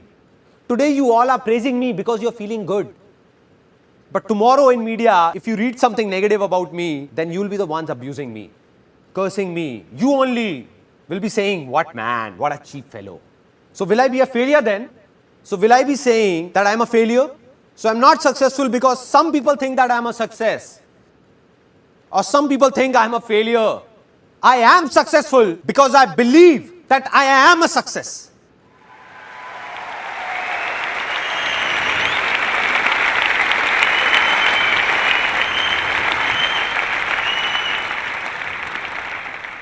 Yesterday I met one of my friends and he was asking that from where do I get the inspiration of doing all this? From where? It all started when I was 12 or 13. My grandmom used to narrate a story to me and I liked it so much that I listened to it daily and cried daily. My grandmom used to say, I'll not narrate it again because you cry. And I used to say, please, please. It was a story of a man who used to be very happy with his family, friends, very happy, enjoying. Then a stage came in his life when greed crept in. And because of that greed, he started fighting with his parents, brothers and sisters, with the whole world. Started thinking just about himself and got separated from everyone. He even started fighting with his own wife and kids. So in the remaining last few seconds of his life, when he was about to leave this world, tears were pouring down and he was crying, crying and crying. And the last words he uttered were that I made a big mistake. I made a big mistake. And he left this world saying this.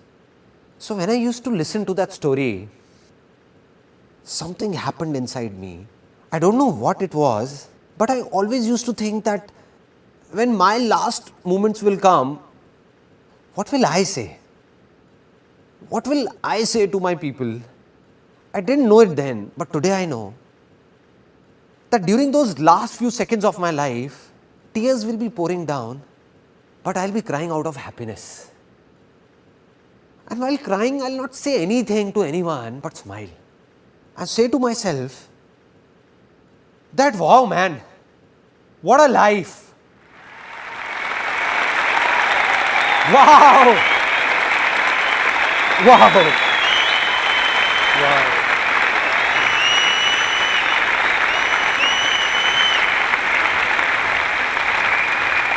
This is life.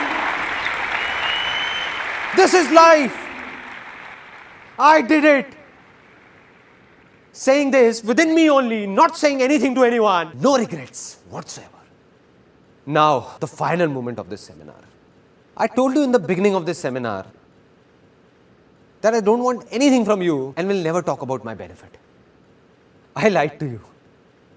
I'll ask for something. Won't let you go like this. I'm going to ask for something. So I'm going to ask for something from you from the bottom of my heart. If possible, give it or else don't. So I fold my hands and request you all that today all of you have a hunger to do something, to become someone that has brought you here. But a day will come in your life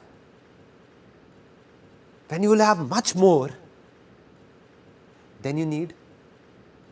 That day, if you find someone with a hunger, just be of a little help to that person. That's it.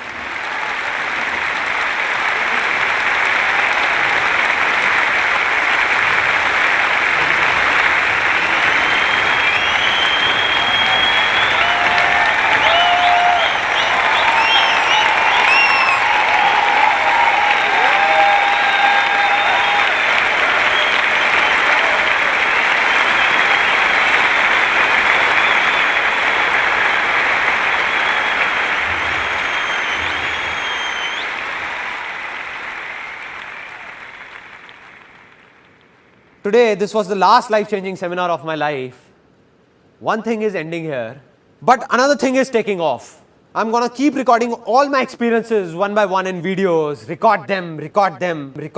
Today I told you it's easy. So why is it easy? In every situation of my life, how did I make the smallest of problems and the most complicated problems easy for myself? I'll tell you all in those videos. I'll open up everything.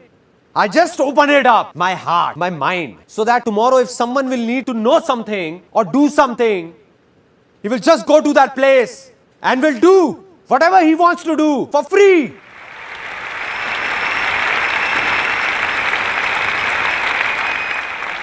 And I'll go from this world, but millions like me will come forward. Millions out of you only. Millions like me, where I am standing, right here, someone else will be here, some other crazy fellow, someone else will be doing something like this, and this world will change. This world will change.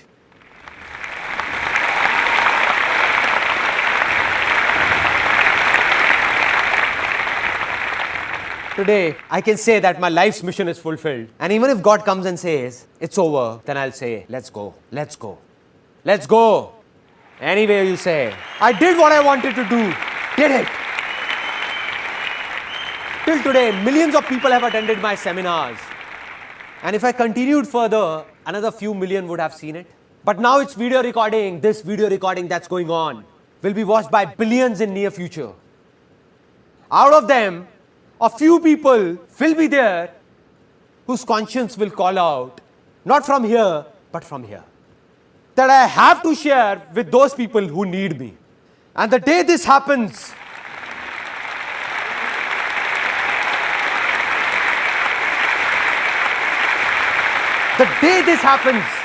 that day, not only in India, but across this whole world, nobody will be hungry. Nobody will be hungry. This world will change. Because this is also easy. It's easy. It's easy. This world will change. Will change.